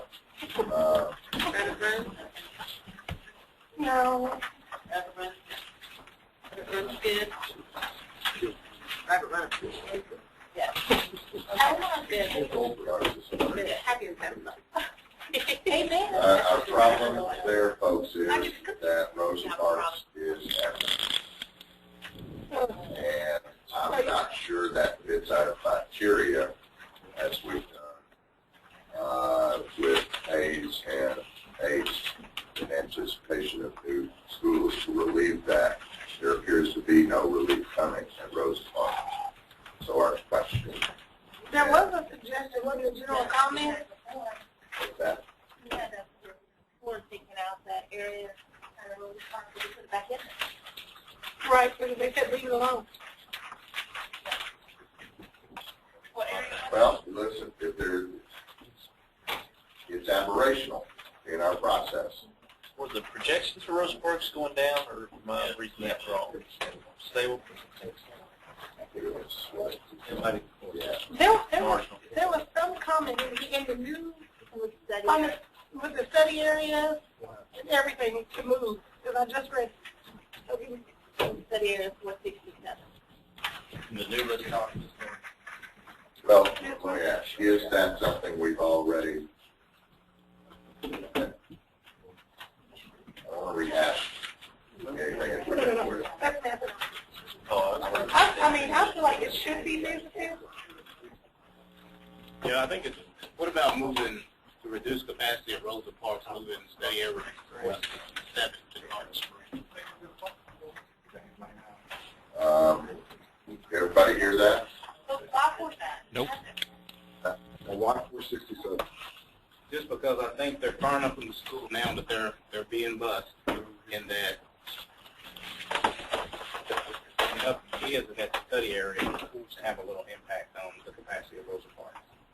And I don't think it's an area that we've tried to move previously that we get feedback from. I bet you we will.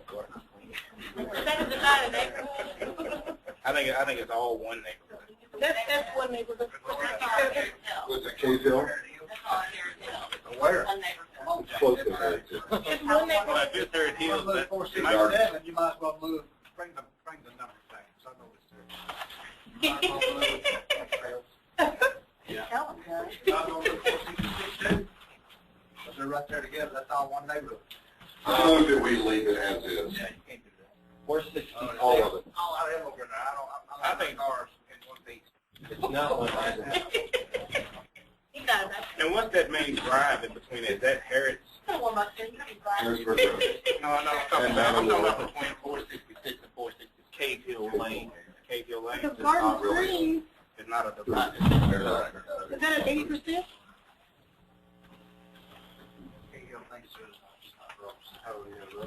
All right, we do have a motion. It hasn't been seconded. Haley Austin has seconded. And we leave it as is with the understanding that we're outside our parameters on capacity. You know, committee decision, not mine. I don't want to waste anybody's time. I mean, but I'd almost like to see if it would have made a difference or not, unless I don't want to seem like we're. Is there not a closer area that we could move, or one closer to a border? I think what I was Because that was kind of previously, minutes. it looked like we were breaking up more neighborhoods, trying to move an area closer. That seemed like that was kind of a Small area? yes, not a small area with a high concentration of students. That it was probably doable. I mean, if not. From a staffing perspective, and I know this is not within the purview of the committee, and the discussion was brought up, we have some high-flying schools that are doing good things, that we would lean toward more being okay with leaving them overpopulated and potentially use the rest of the area that it would overflow to leave the other schools not in as... response to, I hear you, but in response to that, A, it's not one of our guiding principles, and B, that is Pandora's box. Because we've got a lot of folks district-wide who are making the same, that would make the same case. I mean, because I get your point, and it's a good one, but, unless we're willing as a committee to go down that road, maybe. Can we just look to see what it does, the numbers? I'm open to that. Anybody object? Let's do it. Scott, can you move 467 out of Rosa Parks into Garden Springs, please?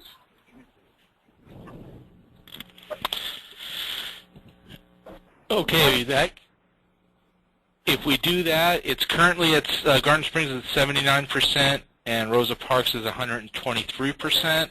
And with that change, we'd bring up Garden Springs to 86% and Rosa Parks down to 116.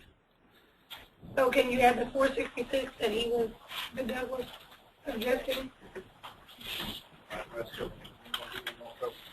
That was done by the Well, Doug just said it was one neighborhood, so that way we're not breaking it up. So then we bring Garden Springs to 93% and Rosa Parks to 108%. Can I ask a question? Is there, oh, sorry, Scott. No, I'm sorry. Please go. Is there a reason that we didn't maybe start with 569 and work our way up so we didn't have like 3 different pockets? It looks almost like we're creating like a second island. You just wanted to see This, well, I was just going to say, if we were going to look at moving something, wouldn't it make sense to start close to where that outlying district for Garden Springs is? Or do That's all one neighborhood. that was Well, that is the reason we defeated 116 and 117. The only reason we voted that down was because it was non-contiguous. And I think we did look at moving these 3 study areas, and I think somebody, I think that's something we moved at one point and moved back, if I remember. Okay, with your guys' knowledge of the area, what about these 3 study areas here going to Garden Springs? I know they're close to Rosa Park, but they also have a direct to Garden Springs. Are these, for some reason, cannot be moved or would not be moved? They're walkable to Rosa Parks. Okay, and they're not walkable to Garden Springs? It's a lot of commercial. Circle Road, freeway is in between. Okay. Double time and interchange, Scott. You haven't.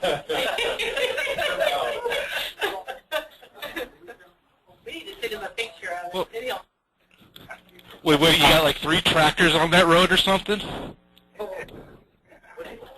Some more tracks are allowed. All right. Thank you, Judy. This vote's great. Yeah. The suggestion is that we move 466 and 67 on Rosa Parks, which constitute with those 2 together from 126 to 108, and into Garden Springs, which I forgot what it ends up, but it's more toward 93.8. The capacity was Can we look at 3 reduced? non-contiguous areas. non-contiguous areas. We already have it. Oh, we already have it for the non-contiguous areas. But why not just make one big non-contiguous area instead of 2 islands? Yeah, can we review 569, 568, 539 instead, in lieu of the other 2? But that is help. That's how we do that. It's the heart of the town. And I guess my thinking between, with the area 467, I guess it wasn't that thought out. I guess just trying to show areas where we're going to get a lot of kickback, and then we're just going to, mill it over and over again. Mm-hmm. I actually like Doug's suggestion with 415 and 416. I mean, it's contiguous to the Garden Spring. In those areas, they might be within a mile walking distance. For all practical purposes, that's not contiguous. There's not any school, no kids there either. We recreate. It's just kids here. Okay, so if we move these 3 study areas, it brings Garden Springs from 80 to 104%, and Rosa Parks from 123 down to 98%. So just about right underneath. They're both pretty well balanced at that point. It's a few percentage points away. Mm. And it makes a contiguous, non-contiguous area. Oh, great. Okay, so can we suggest the socioeconomic balance? Yeah, let's look at free and reduced homes. What do you think? I think 467 and 466 is great.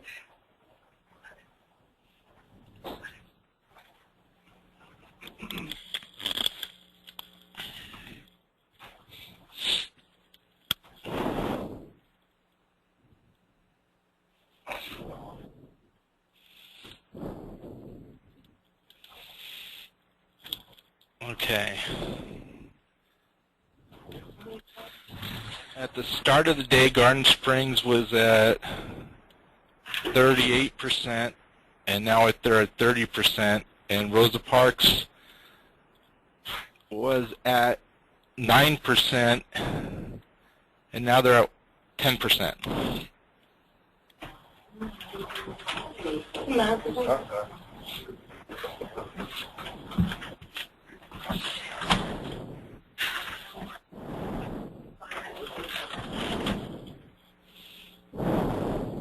I think the first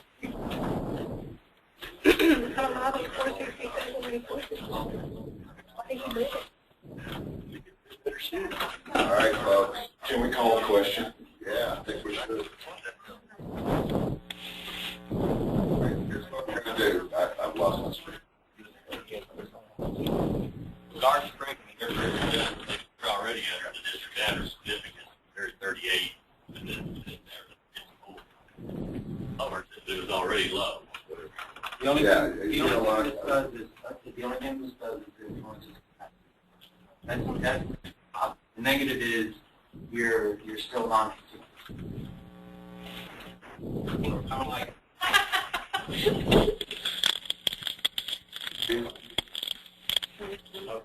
Let's have a vote. Yep. Tell me which areas we're talking about. No, you already have a motion in a second. Okay, down. I know. I'm just trying to refresh. It was 530, was it 539, 558, 559 is what we're looking at moving, right?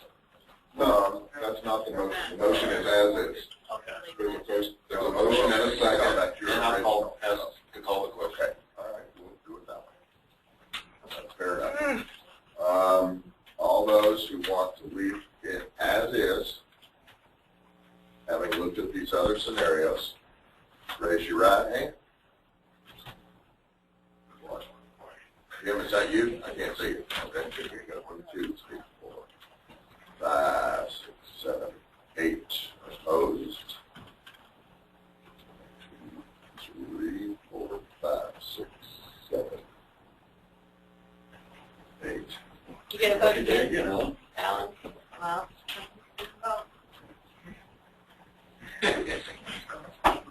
Can't be right. Who were we missed? Who left?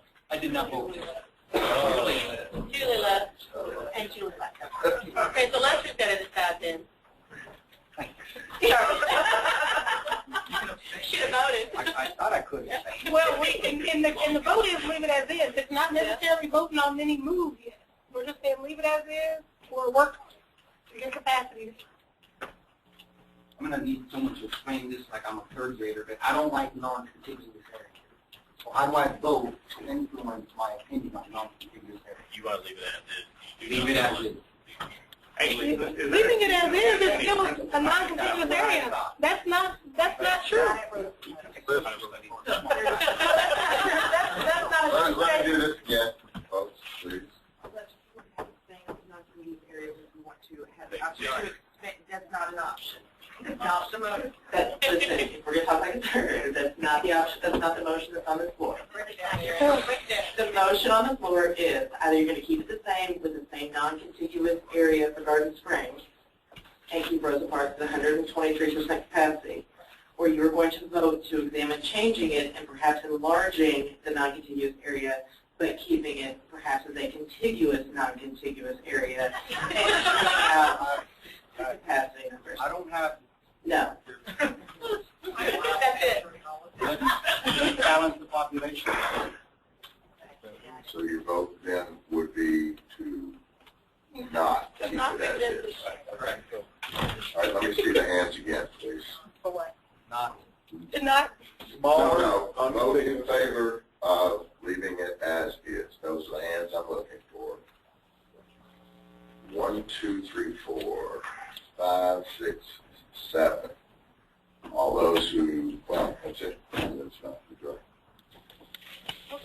Now we're open, and how do we want to change it?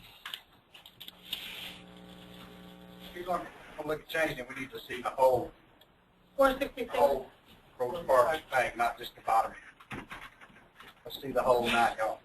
But we're just looking at the bottom. What's Just open it up. the problem is, in the north end of that section, it's all horse farms. There's nothing. Right. You're either going to have to do something Well, 405. Tear the hills, or leave it like it is. That's the only option. Can he go back to 467 and 466 and show us Not them? helping reduce Garden Springs anything. It's not making both. I don't believe. Let us see the numbers. It makes both. We're looking at capacity, and this area is always connected. How many kids, Scott, are in between like Parker's Mill Road and Versailles Road? In like 456, 404, and 405? So there's no children at all? Let's look at them. One, There's some. Let's look at them. because that could potentially be a contiguous area to James Lane Allen. There's 12 students there. Oh, I didn't get 406 here. I like where you're going. I mean, it's all right there within Princeton. There's still only 12 students there. Just right up Parker's Mill Road. Put the whole rural. Mm-hmm. Okay, let's try that. What are those study areas again? He's It's got them. So what we're doing here is moving those study areas from Rosa Parks to James Lane Allen. Okay.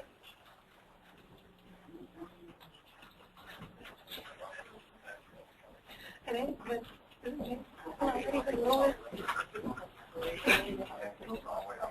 Do you want to go all the way down to the rural, the whole rural area? Rural? Yep. Okay. There's a total of 12 students in all those study areas.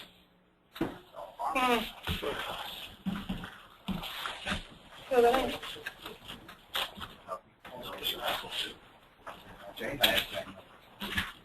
Well, we might go ahead and change it anyway.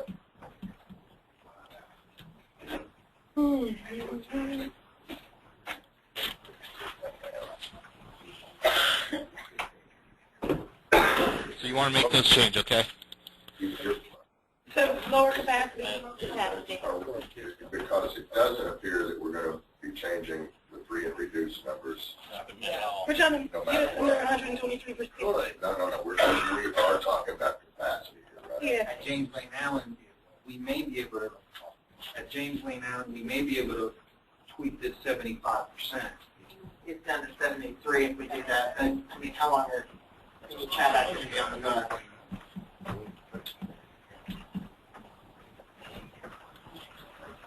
Yeah, so it's down to the 73%. Capacity-wise, it brings Rosa Parks down to 120 instead of 123.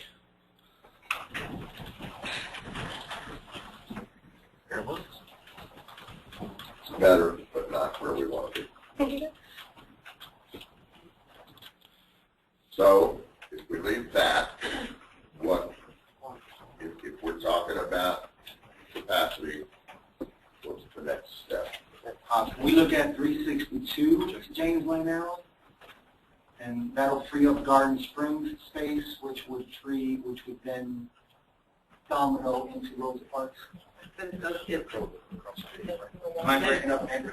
can they walk to Garden Springs from there? That was really, That looks walkable to me. I mean, it doesn't help. You're avoiding the elephant. Yeah, that doesn't The help. only choice, you got to decide what area you want to take out of Rosa Parks. That's the bottom line, right? Exactly. Then you can deal with that detail like Garden Springs, James Lane Allen. What's that? You've got to move Harry Hills or Fireproof, take your boys. We're just 467 and 466. Can we just move 467 and 460 and look at the numbers? A clarification, though, 466 is part of Harris Hill. 467 is not.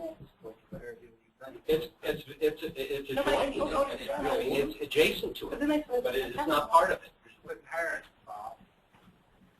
And people that live on Sally Drive think they live in Hare Hills. I can promise you, my buddy that lives on Sally Drive thinks he lives in Hare Hills. Okay, but the neighborhood association map doesn't show them as one.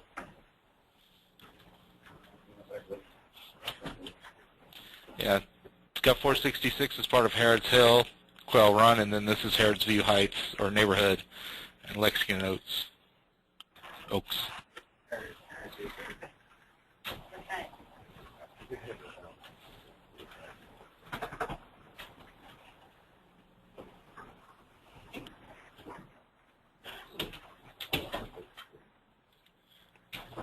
So what do you want me to do?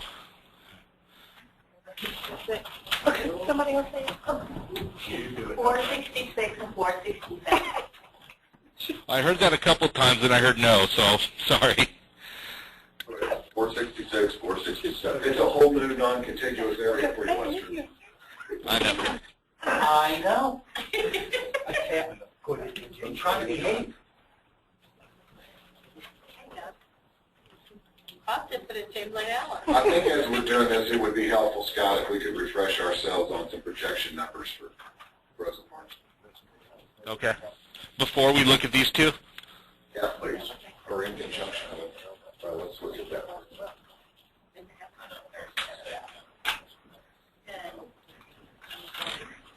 This is not a stopping point, so we're going to continue through here. Appreciate your patience. While Scott's doing that, I think I asked this before, are there any portables at Rose Park? Brendan? Yeah. Sit here next to There are? I think we're on top of it. Yes, it is. We gotta get back together. We're losing focus. She's like, oh, we're not here. You haven't said much. I'll take my Oh, yeah. well, you-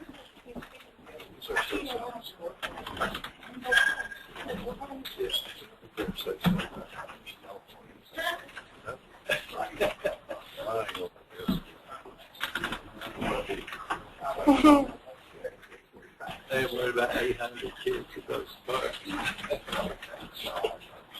Now, before the move, there's 121%. With this move, Rosa Parks goes down to 117%, I think. Yeah. You do what? There's 29 kids in those study areas projected out. There's 12 now. So it doesn't change too much. This went from 121 to 117% in projection.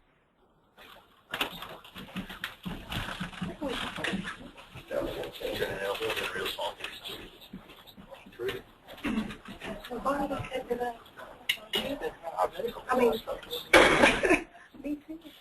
Because we're doing all this extra stuff. We do. Okay, now you guys want to go back and look at this move? Yeah. Let's look at 466 and 467. Moving from Rosa Parks to where? Garden Springs.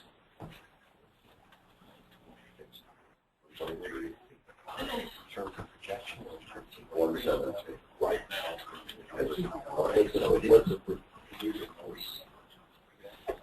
Okay, so what that'll bring it from is 80% in Garden Springs, and Rosa Parks is at 120% to 93% at Garden Springs, and Rosa Parks down to 106%.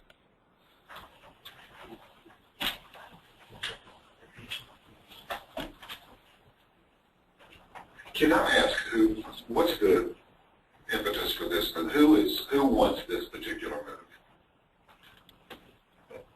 I suggested the particular. Moving why this particular center, where did that come from? Is there any residents that have asked for it, or?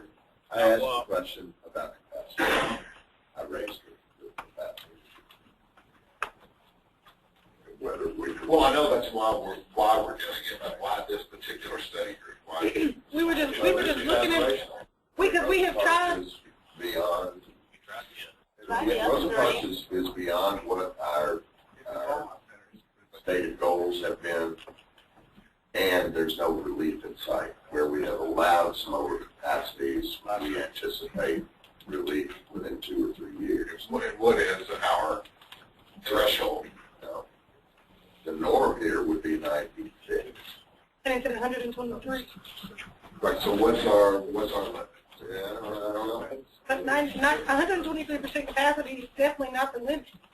Okay, so what is the limit? We're talking about moving neighborhoods that have been going to Rosa Parks since it was built. So what's the limit that we will tolerate before we start pulling kids out of the schools? I'm not suggesting we can't tolerate this, but I think it's worthwhile to look at the impacts of all of these. Well, I don't think there is a real number, if that's successful.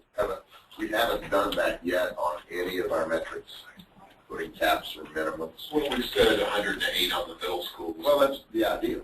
I mean, that was the ideal number. And 96 is ideal too.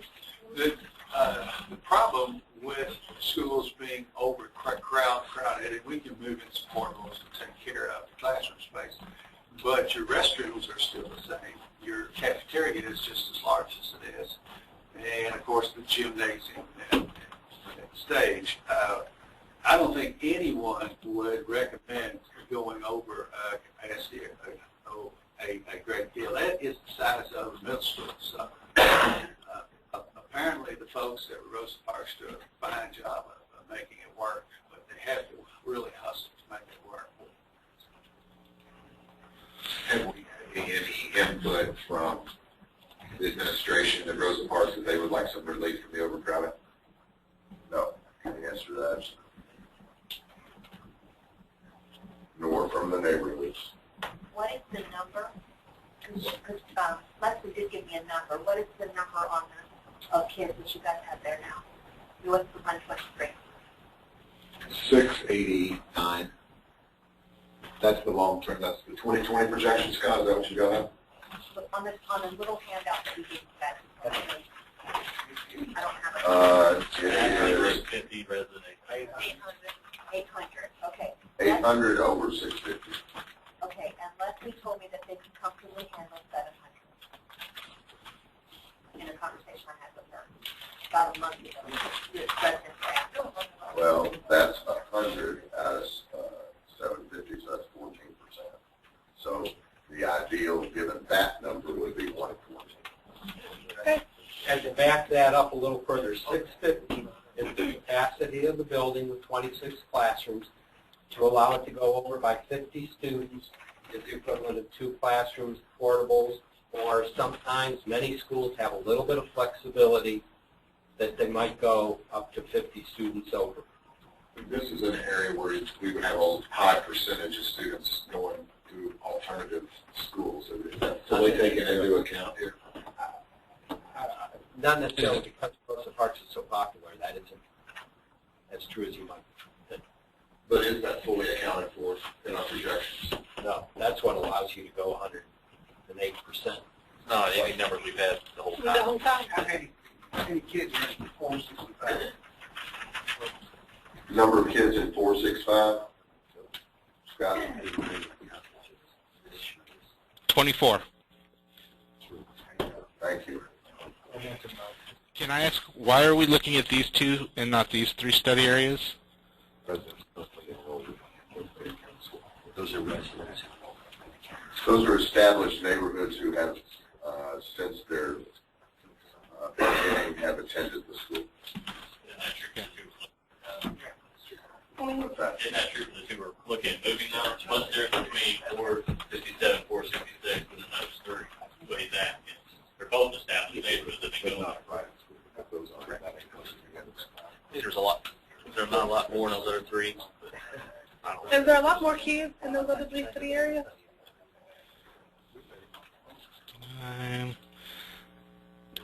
So it's 110. It's about 160 in these 3 study areas. Between these 2, there's 50. There's 92 between these 2 study areas. So there's about 60 more kids, which would actually balance it a little bit more.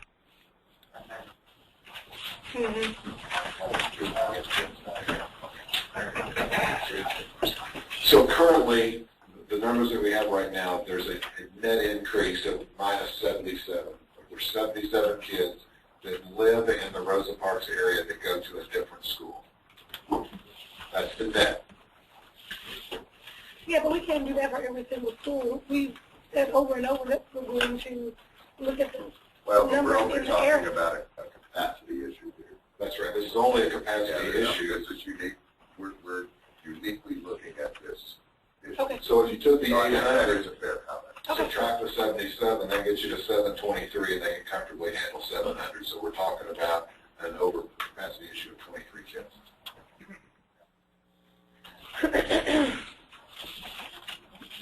Well, but we got to get down 850, which is where we are. 800 or 800. Okay.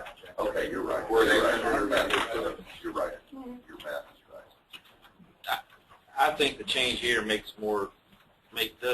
goes against more than what we're benefiting there based on the 77 going to different schools. I mean, you're taking a neighborhood that's in there, but it's already established there. Well, and haven't we also, by moving those rural areas, haven't we now accounted for almost all of the 23? No, there was 14 kids. 14, so we're really 9 kids is what we're dealing with, right? 9 over capacity? I think it was 12.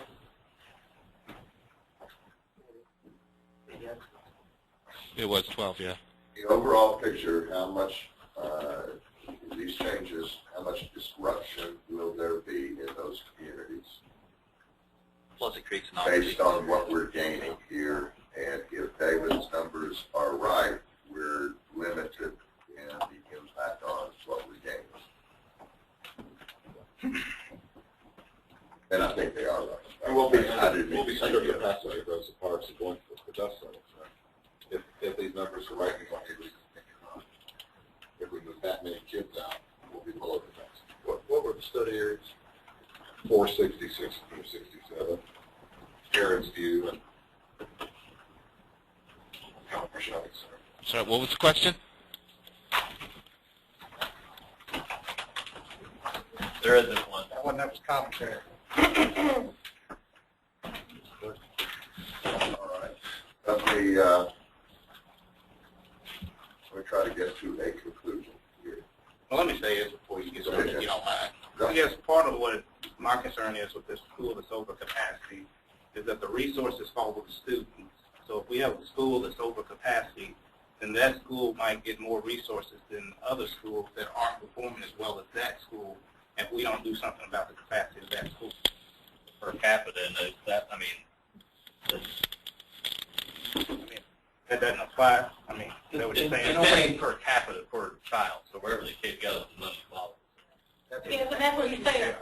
So you're leaving that school at 123% over capacity, and then you have some lower performing schools with 80% capacity, so you have more money going to a higher. It's more money, but if you divide out money per kid, the amount spent on each child is still the same. But if you look Well, James is also, I think, I won't put words in your mouth, but he's talking about private resources following kids. That is what. Yeah, well, that not also, seek dollars or anything else. I think he's talking about private resources. All right, here's what I want to do. Scott, let's leave, even though it's only 12 kids, let's move all of those rural areas as you have them to, did we say Garden Springs or James Lane Allen? James Lane Allen. And then with that move, let's revisit the question and see if we've made any changes here in our thoughts about leaving all the rest of it as is. Okay. So leave 466 and 67 in Rosa Parks. In Rosa Parks. Yep. That moves at Rosa Parks to 781, minus 77 is 4 kids over capacity. So I want to see a show of hands who would support the rural change to James Lane Allen and all the rest of it as we have had at Rosa Parks.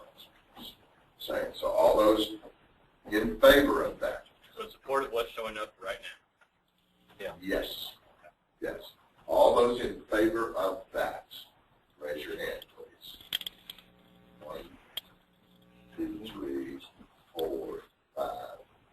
7, 8, 9, 10. Opposed? 1, 2, 3, 4, 5, 6. Okay, that's where we are, folks, and that's our stopping point tonight. Scott? Got it. Peace. Now, let me just say this to ourselves as well as to the public. As we lock these things in, we're probably going to get comments from a lot of folks. They will be the same comments, essentially, that we've already examined.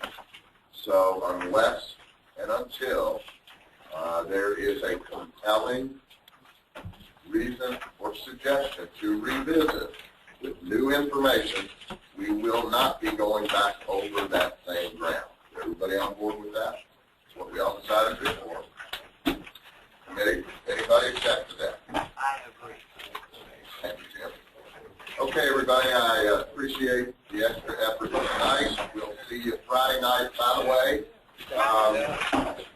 I'm leaving town at 4:30 tomorrow morning. My flight doesn't get back here until about 2:30 in Cincinnati. I'll get here as soon as I can, but you're in charge. Thank you.